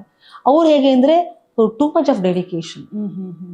ನನ್ನ ಕಚೇರಿ ಇದೆ ಅಂದ್ರೆ ಅವ್ರ ಮೇಲೆ ಮಲ್ಕೊಂಡು ಕಲಿಯುವಂಥದ್ದು ನಿರಾಳವಾಗಿ. ಅಂದ್ರೆ ಕಾಲವನ್ನು ಮೀರಿ ಪಾಠ ಹೇಳುವಂಥದ್ದು. ಇವಾಗ್ಲೂ ನಾನು ಏನಾದ್ರು ಪಾಠ ಹೇಳುವಾಗ ನನ್ನ ಟೈಮ್ ನೋಡಲ್ಲ. ಅಂದ್ರೆ ನಿಸ್ಪೃಹತೆಯಿಂದ ದುಡ್ಡು ತಗೊಳ್ಳದೆ ಪಾಠ ಹೇಳೋದು ಹೇಗೆ ಅನ್ನೋದು. ಆಮೇಲೆ ನನ್ನ ಇತ್ತೀಚಿನ ಇನ್ನೊಬ್ರು ಭಾಗ್ಯಲಕ್ಷ್ಮಿ ಚಂದ್ರಶೇಖರ್ ಮೇಡಮ್ ಇದ್ದಾರೆ. ಅವರು ಅಷ್ಟೇ ಹೇಗೆ ಸಿಂಪಲ್ ಆಗಿರೋದು ಅಂತ ಹೇಳಿ, ದೊಡ್ಡ ವಿದೂಷಿ, ವೀಣಾ ವಿದೂಷಿ. ಆಮೇಲೆ ಇತ್ತೀಚಿನ ದಿನಗಳಲ್ಲಿ ನನ್ನ ಪೂಜ್ಯ ಗುರುಗಳಾದ BR ಶ್ರೀಧರ್ ಸರ್ ಅವರು, ಅವ್ರೇನ್ ಗೊತ್ತಾ ಪ್ರಾಜ್ಞಾ, ನನ್ನ ಕಚೇರಿನಲ್ಲಿ, ಕ್ಲಾಸಿಕಲ್ ಕಚೇರಿಯಲ್ಲಿ ತನಿ ಅವ್ರು ನುಡ್ಸಲ್ಲ ಅಂತಾರೆ. ನೀನ್ ಹಾಡು, ನೀವ್ ಹಾಡಿ ವಾರುಣಿ, ನಾನು ಕೇಳಿಸ್ಕೊತೀನಿ, ತನಿ ಏನ್ ಬೇಡ ಈ ಕಚೇರಿನಲ್ಲಿ. ಅಂದ್ರೆ ಅವರ ಒಂದು ವಿದ್ಯೆಯ ಪ್ರದರ್ಶನಕ್ಕೆ ಸೀಮಿತವಾದ ಅವಧಿಯನ್ನು ಪಕ್ಕಕ್ಕಿಟ್ಟು ಒಬ್ಬ ಸ್ಟೂಡೆಂಟ್ನ ಮುಂದೆ ಅವ್ರಿಗೆ ಪ್ರೋತ್ಸಾಹ ಕೊಡುವಂತ ರೀತಿ ಇದೆಯಲ್ಲ, ಇದು ಬಹಳ ಅನುಕರಣೀಯ. ಈ ರೀತಿಯಾಗಿ ಬೇಕಾದಷ್ಟು ಗುರುಗಳಿಂದ ಪಾಠವನ್ನ ಕಲಿತಾ ಹೋಗ್ಬೋದು. ಅದು ನಮ್ಮ ತಂದೆ ತಾಯಿ ಬಡತನದಲ್ಲಿ, ಕಡು ಬಡತನದಲ್ಲಿ, ಆರ್ಥಿಕ ಪರಿಸ್ಥಿತಿ ತುಂಬಾ ತುಂಬಾ ಕನಿಷ್ಠವಾಗಿದ್ದಾಗ ಹೇಗೆ ಬದುಕನ್ನು ನಡೆಸಿದ್ರು, ಹೇಗೆ ಅವ್ರು ವೀಣೆನ್ ತಗೊಂಡಾಗ ಹೇಗೆ ನಮ್ಮ ತಾಯಿ ಎಷ್ಟೋ ದಿವಸ ಉಪವಾಸ ಇದ್ದು 300 ರೂಪಾಯಿ ವೀಣೆನ ಒದಗಿಸೋದಕ್ಕೆ ಕಷ್ಟಪಟ್ಟು ಆ ವೀಣೆ ಆಸಕ್ತಿಯನ್ನ ಹೇಗೆ ಉಳಿಸ್ಕೊಂಡ್ರು. ಇವಾಗ ಅದು ಯೋಚನೆ ಮಾಡಿದಾಗ ನಂಗೆ ಇನ್ನೂ ಒಳ್ಳೆ ಅನಾಲಿಸಿಸ್ ಸಿಗತ್ತೆ. ಹೀಗೆ ನಾವು ಗಮನಿಸ್ಬೇಕು. ಬಟ್ ಚಿಕ್ಕ ವಯಸ್ಸಲ್ಲಿ ಪ್ರಾಜ್ಞ ಗೊತ್ತಾಗಲ್ಲ ನಮ್ಗೆ. ಕಾಲಕ್ರಮೇಣ ಇವೆಲ್ಲ ವಿಶ್ಲೇಷಣೆ ಮಾಡ್ತಾ ಎಂತೆಂಥ ಪಾಠ ಸಿಗತ್ತೆ. ಹಾಗೆ ಜೀವನಕ್ಕಿಂತ ಯಾವ ಗುರುನೂ ಇಲ್ಲ. ಜೀವನ ಒಂದು ಪಾಠಶಾಲೆ ಅಂತ ಹೇಳ್ತಾರಲ್ಲ, ಅಲ್ಲಿ ಅನುಭವವೇ ಗುರು ಅಂತ ಹೇಳ್ತಾರೆ. ಹಾಗೆ ನಾನು ಚಲನಚಿತ್ರ ನಿರ್ದೇಶಕರಲ್ಲಿ ನಾನು ವೀಣೆ ನುಡಿಸಿದಾಗ ಒಬ್ಬೊಬ್ಬರದು ಒಂದೊಂದು ಸ್ಟೈಲು, ಅಲ್ಲಿ ಕಾಯ್ಬೇಕು ರೆಕಾರ್ಡಿಂಗ್ ಅಲ್ಲಿ. ಸೊ ಅಲ್ಲಿ ಸಹನೆಯ ಪಾಠ. ಹಾಗೆ ರೀಲಲ್ಲಿ ಏನ್ ಕೊಡ್ತಾರೆ ಮ್ಯೂಸಿಕ್ಕು ಏನು ನಮ್ಗೆ ಅಂದಾಜಿರಲ್ಲ. ರೀಲ್ ಆನ್ ಆದಾಗ ನಮ್ಗೆ ಹೇಳ್ತಾರ ಅವರು ಹಿಂಗ್ ನುಡ್ಸಿ ಅಂತ. ಅಲ್ಲಿ ಏಕಾಗ್ರತೆಯ ಪಾಠ. ಹೀಗೆ ಒಂದೊಂದು ರೀತಿಯಲ್ಲಿ ಪಾಠಗಳನ್ನ ನಾವು ಇರುತ್ತಾ, ಒಂದೊಂದು ಅನುಭವಗಳು ತುಂಬಾ ಆಗುತ್ತೆ. ನಿಮಗೆ ಯಾರ್ದಾದ್ರೂ ನೆನಪಿದೆ ಅಂದ್ರೆ ನಿಮ್ಮ ಕಲಿಕೆ ಹಂತದಲ್ಲಾಗಿರ್ಬೋದು, ಕಚೇರಿಗಳನ್ನ ಕೊಡ್ಲಿಕ್ಕೆ ಆರಂಭಿಸುವಂತ ಟೈಮಲ್ಲಿ ಆಗಿರ್ಬೋದು, ಸೊ ಇಂಥವ್ರು ಹೇಳಿದಂತ ಒಂದು ನೆಗೆಟಿವ್ ಆಗಿರ್ಬೋದು, ಪಾಸಿಟಿವ್ ಆಗಿರ್ಬೋದು, ನಿಮಗೆ ಕೊಟ್ಟಂತ ಟಿಪ್ಸ್ ಅದನ್ನ ನೀವು ಇನ್ನೂ ನೆನಪಿಟ್ಕೊಂಡು ಅದನ್ನ ತಪ್ಪದೆ, ಅಂದ್ರೆ ಶಿಸ್ತು ಅಂತೇಳಿ ಆಗ್ಬೋದು, ಅಥವಾ ಕಲಿಸಿದಂತ ಯಾವ್ದೋ ಒಂದು ನೋಟ್ ಆಗಿರ್ಬೋದು, ಆ ತರದ್ ಯಾವ್ದಾದ್ರು ನೆನಪಿದ್ಯಾ? ತುಂಬಾ ಗುರುಗಳಿರೋದ್ರಿಂದ ಎಷ್ಟೆಷ್ಟೋ ಅವರೇ ಹಾಸು ಹೊಕ್ಕಾಗಿರೋದು. ಈಗ ವೀಣಾ ವಾರುಣಿ ಅಂತ ನಿಮ್ಗೆ ಮುಂದೆ ಒಂದ್ ಚಿತ್ರ ಇದ್ರು, ಹಿಂದೆ ಇರೋರೆಲ್ಲ ಗುರುಗಳೇ. ಒಂದು ಭಗವಂತ ಗುರು, ತಂದೆ ತಾಯಿ, ಹಿರಿಯರು, ಗುರು ಹಿರಿಯರು ಅವರೇ ಇರೋದಲ್ಲಿ ಹಿಂದೆ. ಹಾಗೆ ಆ ಗುರುಗಳು ಎಲ್ರ ಪಾಠನೇ ನಾವು ನುಡಿಸ್ತಾ ಇರ್ತೀವಿ ಅಂತ. ಪರ್ಟಿಕ್ಯುಲರ್ ಟಿಪ್ ಅಂತ ಅಲ್ದೇ ಇದ್ರು ನನ್ಗೆ GK ವೆಂಕಟೇಶ್ ಅವರು ಒಂದು ರೆಕಾರ್ಡಿಂಗ್ ಅಲ್ಲಿ ಹೇಳಿದ್ರು. ನಾನು ಓವರ್ ಸಸ್ಟೈನ್ ಮಾಡ್ತಾ ಇದ್ದೆ ನೋಟ್ಸ್ನ. ಅಂದ್ರೆ ಹೇಗೆ ಅಂತ ತೋರಿಸ್ತೀನಿ. ಈ ತರ ಇಷ್ಟು ನಿಲ್ಸ್ಕೊಳ್ಳಮ್ಮ, ವಿಬ್ರಾಟೋಸ್ ಅಂತ ಕರಿತೀವಿ. ಅವ್ರಿಗೆ ಸಿಕ್ಕಾಪಟ್ಟೆ ಇಷ್ಟ ಆಗೋಯ್ತು ನಾನು ನುಡ್ಸೋದು. ಬಟ್ ನುಡ್ಸೋದಾದ್ಮೇಲೆ ಕರೆದು, ಪುಟ್ಟ ನೀನು ಒಂಚೂರು ವಿಬ್ರಾಟೋಸ್ ಅಂದ್ರೆ ಸಸ್ಟೈನ್ಸ್ ಕಡಿಮೆ ಮಾಡ್ಕೊ. ಆ ಟಿಪ್ನ ಕೊಟ್ರಲ್ಲ, ಅದು ನನಗೆ ಬಹಳ ಹೆಲ್ಪ್ ಆಯ್ತು. ಅದರಲ್ಲಿ ಅದಕ್ಕೆ ಹೇಳ್ಬೇಕು ಅಂದ್ರೆ ಅನಂತ್ ಸ್ವಾಮಿ ಅವರ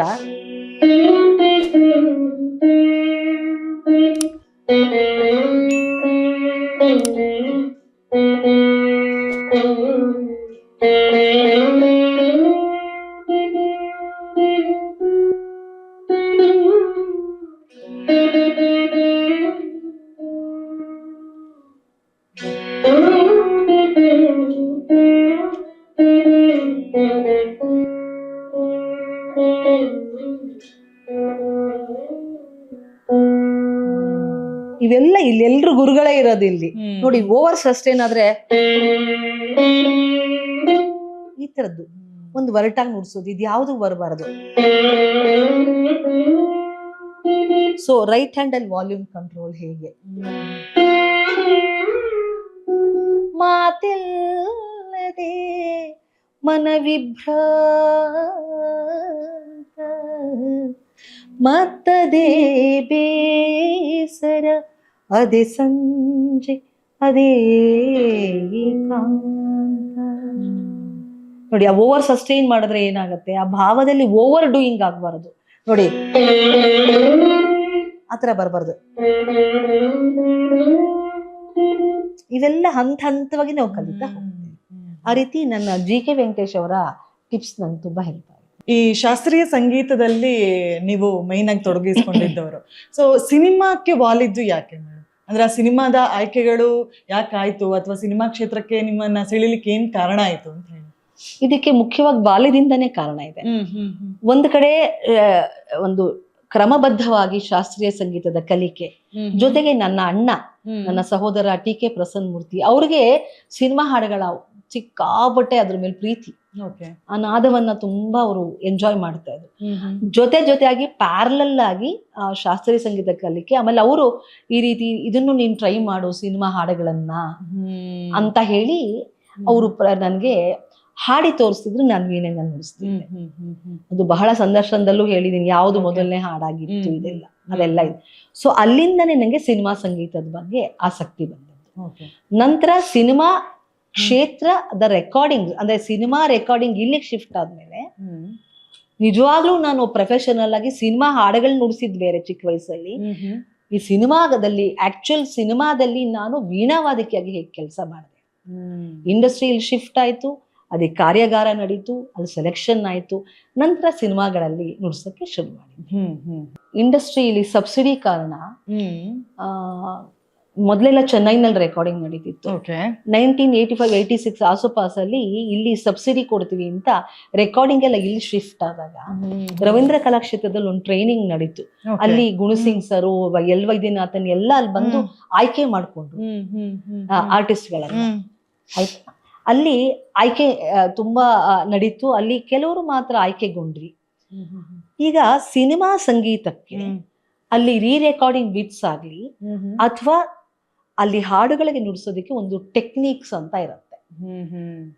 ಇವಾಗ 3ನೇ ಮನೆಯಲ್ಲಿ ನುಡಿಸಿದ್ರೆ ಸಿನಿಮಾ ಸಂಗೀತಕ್ಕಾಗಲ್ಲ. ಅವರಲ್ಲಿ ಹಾಡು 1ನೇ ಮನೆ ಅಂದ್ರೆ ಸಿ 1/2 ಸಿ ಶಾರ್ಪ್, ಆಮೇಲೆ ಡಿ 2ನೇ ಮನೆ, ಎಲ್ಲ ಮನೆಗಳಲ್ಲಿ ಸಾ ಮಾಡ್ಕೊಂಡು ನುಡ್ಸಕ್ ಬರ್ಬೇಕು. ಅದೇನ್ ತಂತಿ ಟೈಟ್ ಇರುತ್ತೆ. ಅಡಾಪ್ಟಬಿಲಿಟಿ ತುಂಬಾ ಕಷ್ಟ ಆಗುತ್ತೆ. ಟೆಕ್ನಿಕ್ಸ್ ಅದನ್ನ ಮಾಡ್ಕೊಂಡು ಅಲ್ಲಿ ನ್ಯಾಯ ಸಲ್ಸಕ್ಕಾದವ್ರು ಗೆಲ್ತಾರೆ. ಇದೇ ಟಫ್ ಚಾಲೆಂಜ್. ಈಗ ಶಾಸ್ತ್ರೀಯ ಸಂಗೀತ 3ನೇ ಮನೆ ತಗ್ಗು ಶ್ರುತಿನಲ್ಲಿ ನುಡಿಸುವಂತ ವಾದ್ಯ. ಅಲ್ಲಿ ಶಾಸ್ತ್ರೀಯ ಸಂಗೀತ ಹಂಗೆ ಅದು ನ್ಯಾಚುರಲ್ ಆಗಿ ಹೊರಹೊಮ್ಮುತ್ತೆ. ಆದ್ರೆ ಸಿನಿಮಾ ಸಂಗೀತ ಅಂದಾಗ ಟ್ಯೂನಿಂಗ್ ಮಾಡೋ ರೀತಿ ಬೇರೆ, ಅಲ್ಲಿ ಅಗತ್ಯತೆ ಏನಿರುತ್ತೆ. ಇವಾಗ ನನಗೆ ಒಂದು ರೀ ರೆಕಾರ್ಡಿಂಗ್ ಬಿಟ್ ಅಂತ ಕೊಟ್ಟಾಗ ಅಲ್ಲಿ ನನಗೆ 45 ಸೆಕೆಂಡ್ಸ್ ಅಷ್ಟೇ ಟೈಮ್ ಇರುತ್ತೆ. ಆ 45 ಸೆಕೆಂಡ್ಸ್ಗೆ ಆ ರಾಗ ಭಾವದ ಎಲ್ಲ ಒಂದು ಸಾರವನ್ನ ನಾವು ಅಲ್ಲಿ ಕೊಡೋ ಅಂತ ಕ್ಷಮತೆ ನಮ್ಗಿರ್ಬೇಕು. ಹಾಗೆ ಯಾವ ಶ್ರುತಿನಲ್ಲಿ ಎಫ್ ಇರುತ್ತೆ, ಜಿ ಇರುತ್ತೆ, ಇವೆಲ್ಲ ಸ್ಕೇಲ್ಸ್ ಅಂತ ಶ್ರುತಿಗಳು. ಎಲ್ಲದರಲ್ಲೂ ನಮ್ಗೆ ವೀಣೆ ನುಡ್ಸಕ್ ಬರ್ಬೇಕು. ಮತ್ತೆ ಆ ಟೋನ್ ಮೇಂಟೈನ್ ಆಗ್ಬೇಕು, ಆ ಕ್ವಾಲಿಟಿ ಮೇಂಟೈನ್ ಆಗಿರ್ಬೇಕು, ಹೈ ಕ್ವಾಲಿಟಿಯಲ್ಲಿ ನುಡ್ಸಕ್ ಬರ್ಬೇಕು. ಇದು ಬಹುಶಃ ಎಷ್ಟೊಂದು ಜನಕ್ಕೆ ಸಾಧ್ಯವಾಗಲ್ಲ. ಅಡಾಪ್ಟಿಬಿಲಿಟಿ ಇರಲ್ಲ, ಒಂದೇ ಶ್ರುತಿನಲ್ಲಿ ನುಡಿಸ್ತಾರೆ. ಮ್ಯಾಕ್ಸಿಮಮ್ ಮಧ್ಯಮ ಸಹ ಇಲ್ಲ, ಹಂಗೆ ವರ್ಕ್ ಆಗಲ್ಲ. ಹಾಗಾಗಿ ಸಿನಿಮಾ ಕ್ಷೇತ್ರಕ್ಕೆ ಬೇಕಾದ ಈ ಕ್ವಾಲಿಟೀಸು ತುಂಬಾ ಟಫ್ ಇರುತ್ತೆ, ವೆರಿ ಚಾಲೆಂಜಿಂಗ್ ಇದು. ಹಿಂಗೆ 45 ಸೆಕೆಂಡ್ ಆದ್ಮೇಲೆ ಅಲ್ಲಿ ನುಡ್ಸೋಕ್ ಆಗಲ್ಲ. ಅಷ್ಟರಲ್ಲಿ ನೀವು ಆ ರಾಗದ ಎಲ್ಲ ಸಾರವನ್ನ ಭಾವವನ್ನ ಅಲ್ಲಿ ಹಾಕೋದಿಕ್ಕೆ ಕ್ಷಮತೆ ಇದೆ. ಒಂದು ಕಚೇರಿಯಲ್ಲಿ ನುಡಿಸುವಂತ ಎಲ್ಲ ಒಂದು ಅಂಶಗಳು ಕೂಡ ಚಿಕ್ಕದಾಗಿ ಇದು ಮಿನಿಮೈಸ್ ಮಾಡಿ ಅಲ್ಲಿ ಕೊಡುವಂಥದ್ದು. ಮತ್ತೆ ಪ್ಲೇಯಿಂಗ್ ಸ್ಟೈಲ್ ಬೇರೆ. ಶಾಸ್ತ್ರೀಯ ಸಂಗೀತದ ನುಡಿಸೋಂಥದ್ದು ವಿನಿಕೆ ಇಲ್ಲಿ ಆಗೋದಿಲ್ಲ. ಇಲ್ಲಿ ಡೈರೆಕ್ಟರ್ ಒಬ್ಬೊಬ್ರು ಒಂದೊಂದ್ ತರ ಸ್ಟೈಲ್ಸ್ ಇರುತ್ತಲ್ವಾ. Like TG. ಲಿಂಗಪ್ಪ ಅವ್ರು ಬೇರೆ ತರ, ಎಂ ರಂಗರಾವ್ ಅವ್ರು ಬೇರೆ ತರ, ವಿಜಯ್ ಭಾಸ್ಕರ್, ರಾಜನಾಗೇಂದ್ರ ಅವರು, ಹಂಸಲೇಖ ಅವರು, ಒಬ್ಬೊಬ್ರು ನಿರೀಕ್ಷೆ ಬೇರೆ ಬೇರೆ ಸ್ಟೈಲ್ಸ್ ಇರುತ್ತೆ. ಆ ಸ್ಟೈಲ್ಗೆ ನಾವು ಒಗ್ಗಿಕೊಂಡು ಆದಷ್ಟು ಶೀಘ್ರವಾಗಿ ಅದನ್ನ ಅವ್ರಿಗೆ ಅಲ್ಲಿ ನುಡಿಸ್ಬಿಡ್ಬೇಕು, ಆದಷ್ಟು ಕಡಿಮೆ ಅವಧಿ. ಅದೇ ಚಾಲೆಂಜ್. ಕರೆಕ್ಟ್. ಅಂದ್ರೆ ಈಗ ನೀವು ಮಾಡಿದ್ರಲ್ಲಿ ಸಂಗೀತ ಪ್ರಧಾನವಾದಂತ ಚಿತ್ರಗಳು ಕೂಡ ಇತ್ತು, ಖಂಡಿತ ಅಲ್ವಾ? ಅದಕ್ಕೆ ನೀವು ಸಂಗೀತ ಸಂಯೋಜನೆ ಅಥವಾ ವೀಣೆಯನ್ನು ನುಡಿಸುವುದು ಒಂದಾದ್ರೆ, ಅದ್ರ ಜೊತೆಗೆ ಗಡಿಬಿಡಿ ಗಂಡ ಅಂತ ಚಲನಚಿತ್ರಗಳಿಗೂ ಕೂಡ ನೀವು ಏನು ಮ್ಯೂಸಿಕ್ ಅನ್ನ ಮಾಡಿದ್ದೀರಿ. ಬಿದ್ದೆ ಬಾತ್ರೂಮ್ ನಲ್ಲಿ ನಾನು ಸರ್ಗೆ ಹೇಳ್ದೆ, ಏನ್ ಸರ್ ಇದಕ್ಕೆ ಅಂದ, ನುಡ್ಸೀಮಾ ಇದೇನ್ ಹಾಡಿದು, ಇದಕ್ಕೆ ವೀಣೆ ಹೇಗೆ ಹೊಂದತ್ತೆ. ಆದ್ರೆ ನಾನ್ ನುಡ್ಸಿದ್ ಮುಖ್ಯವಾಗಿ ಎಲ್ಲ ಈಗ ಹೇ ದಿನಕರ ಆಗ್ಬೋದು, ಅದು ಆಗಿರ್ ಬೈರೋ ಚಕ್ರವಾಕದಲ್ಲಿದೆ. ಮತ್ತೆ ಮೇಘ ಬಂತು ಮೇಘ, ಸಿಂಹೇಂದ್ರ ಮಧ್ಯಮ, ಷಣ್ಮುಖ ಪ್ರಿಯ, ಎಲ್ಲ ಅದೆಲ್ಲ ಕ್ಲಾಸಿಕಲ್ ಬೇಸ್ಡ್. ಬಟ್ ಇದಿದೆಯಲ್ಲ ಇವಾಗ, ಆಮೇಲೆ ಹಾಲಲ್ಲಾದರೂ ಹಾಕು, ಅದು ಪೀಲು ಕಾಪಿಯ ಮಿಶ್ರಣ, ಅದು ಕ್ಲಾಸಿಕಲ್ ಇದೆಲ್ಲ ನಮ್ಗೆ ಅಷ್ಟು ಕಷ್ಟ ಆಗಲ್ಲ. ಬಟ್ ಬಿದ್ದೆ ಬಾತ್ರೂಮ್ ನಲ್ಲಿ ಅಂತ ಒಂದು ವಿಭಿನ್ನವಾದ ಹಾಡಿಗೆ ಅವ್ರು ಬೇರೆ ಒಂದ್ ಸ್ಟೈಲ್ ನ ನೀವು ಕ್ಲಾಸಿಕಲ್ ಗಮಕ ಕೊಡೋ ಹಾಗಿಲ್ಲ. ಸೊ ಅದಕ್ಕೆ ಅದೊಂದು ಸ್ಪೆಷಲ್ ಸ್ಕಿಲ್ ಬೇಕು. ಈ ಶಾಸ್ತ್ರೀಯ ಸಂಗೀತದಲ್ಲಿ ನೀವು ಮೈನ್ ಆಗಿ ತೊಡಗಿಸ್ಕೊಂಡಿದ್ದವರು. ಸೊ ಸಿನಿಮಾಕ್ಕೆ ವಾಲಿದ್ದು ಯಾಕೆ ಮೇಡಮ್? ಅಂದ್ರೆ ಆ ಸಿನಿಮಾದ ಆಯ್ಕೆಗಳು ಯಾಕಾಯ್ತು, ಅಥವಾ ಸಿನಿಮಾ ಕ್ಷೇತ್ರಕ್ಕೆ ನಿಮ್ಮನ್ನ ಸೆಳಿಲಿಕ್ಕೆ ಏನ್ ಕಾರಣ ಆಯ್ತು ಅಂತ ಹೇಳಿ? ಇದಕ್ಕೆ ಮುಖ್ಯವಾಗಿ ಬಾಲ್ಯದಿಂದನೇ ಕಾರಣ ಇದೆ. ಒಂದು ಕಡೆ ಒಂದು ಕ್ರಮಬದ್ಧವಾಗಿ ಶಾಸ್ತ್ರೀಯ ಸಂಗೀತದ ಕಲಿಕೆ, ಜೊತೆಗೆ ನನ್ನ ಅಣ್ಣ, ನನ್ನ ಸಹೋದರ ಟಿ.ಕೆ. ಪ್ರಸನ್ನ ಮೂರ್ತಿ, ಅವ್ರಿಗೆ ಸಿನಿಮಾ ಹಾಡುಗಳ ಸಿಕ್ಕಾಪಟ್ಟೆ ಅದ್ರ ಮೇಲೆ ಪ್ರೀತಿ. ಆ ನಾದವನ್ನ ತುಂಬಾ ಅವರು ಎಂಜಾಯ್ ಮಾಡ್ತಾ ಇದ್ರು. ಜೊತೆಯಾಗಿ ಪ್ಯಾರಲಲ್ ಆಗಿ ಶಾಸ್ತ್ರೀಯ ಸಂಗೀತ ಕಲಿಕೆ. ಆಮೇಲೆ ಅವರು ಈ ರೀತಿ ಇದನ್ನು ನೀನ್ ಟ್ರೈ ಮಾಡು ಸಿನಿಮಾ ಹಾಡುಗಳನ್ನ ಅಂತ ಹೇಳಿ ಅವರು ನನ್ಗೆ ಹಾಡಿ ತೋರಿಸ್ತಿದ್ರು. ನಾನು ವೀಣೆನ ನುಡಿಸ್ತಿದ್ದೆ. ಅದು ಬಹಳ ಸಂದರ್ಶನದಲ್ಲೂ ಹೇಳಿದೀನಿ, ಯಾವ್ದು ಮೊದಲನೇ ಹಾಡಾಗಿತ್ತು, ಇದೆಲ್ಲ ಅದೆಲ್ಲ ಇದೆ. ಸೊ ಅಲ್ಲಿಂದನೇ ನಂಗೆ ಸಿನಿಮಾ ಸಂಗೀತದ ಬಗ್ಗೆ ಆಸಕ್ತಿ ಬಂದದ್ದು. ನಂತರ ಸಿನಿಮಾ ಕ್ಷೇತ್ರ ದ ರೆಕಾರ್ಡಿಂಗ್ ಅಂದ್ರೆ ಸಿನಿಮಾ ರೆಕಾರ್ಡಿಂಗ್ ಇಲ್ಲಿಗೆ ಶಿಫ್ಟ್ ಆದ್ಮೇಲೆ ನಿಜವಾಗ್ಲೂ ನಾನು ಪ್ರೊಫೆಷನಲ್ ಆಗಿ ಸಿನಿಮಾ ಹಾಡುಗಳು ನುಡಿಸಿದ್ ಬೇರೆ ಚಿಕ್ಕ ವಯಸ್ಸಲ್ಲಿ. ಈ ಸಿನಿಮಾದಲ್ಲಿ ಆಕ್ಚುಯಲ್ ಸಿನಿಮಾದಲ್ಲಿ ನಾನು ವೀಣಾವಾದಕಿಯಾಗಿ ಹೇಗೆ ಕೆಲಸ ಮಾಡಿದೆ. ಇಂಡಸ್ಟ್ರಿಯಲ್ಲಿ ಶಿಫ್ಟ್ ಆಯ್ತು, ಅದಕ್ಕೆ ಕಾರ್ಯಾಗಾರ ನಡೀತು, ಅಲ್ಲಿ ಸೆಲೆಕ್ಷನ್ ಆಯ್ತು, ನಂತರ ಸಿನಿಮಾಗಳಲ್ಲಿ ನುಡಿಸೋಕ್ಕೆ ಶುರು ಮಾಡಿದ್ದೆ.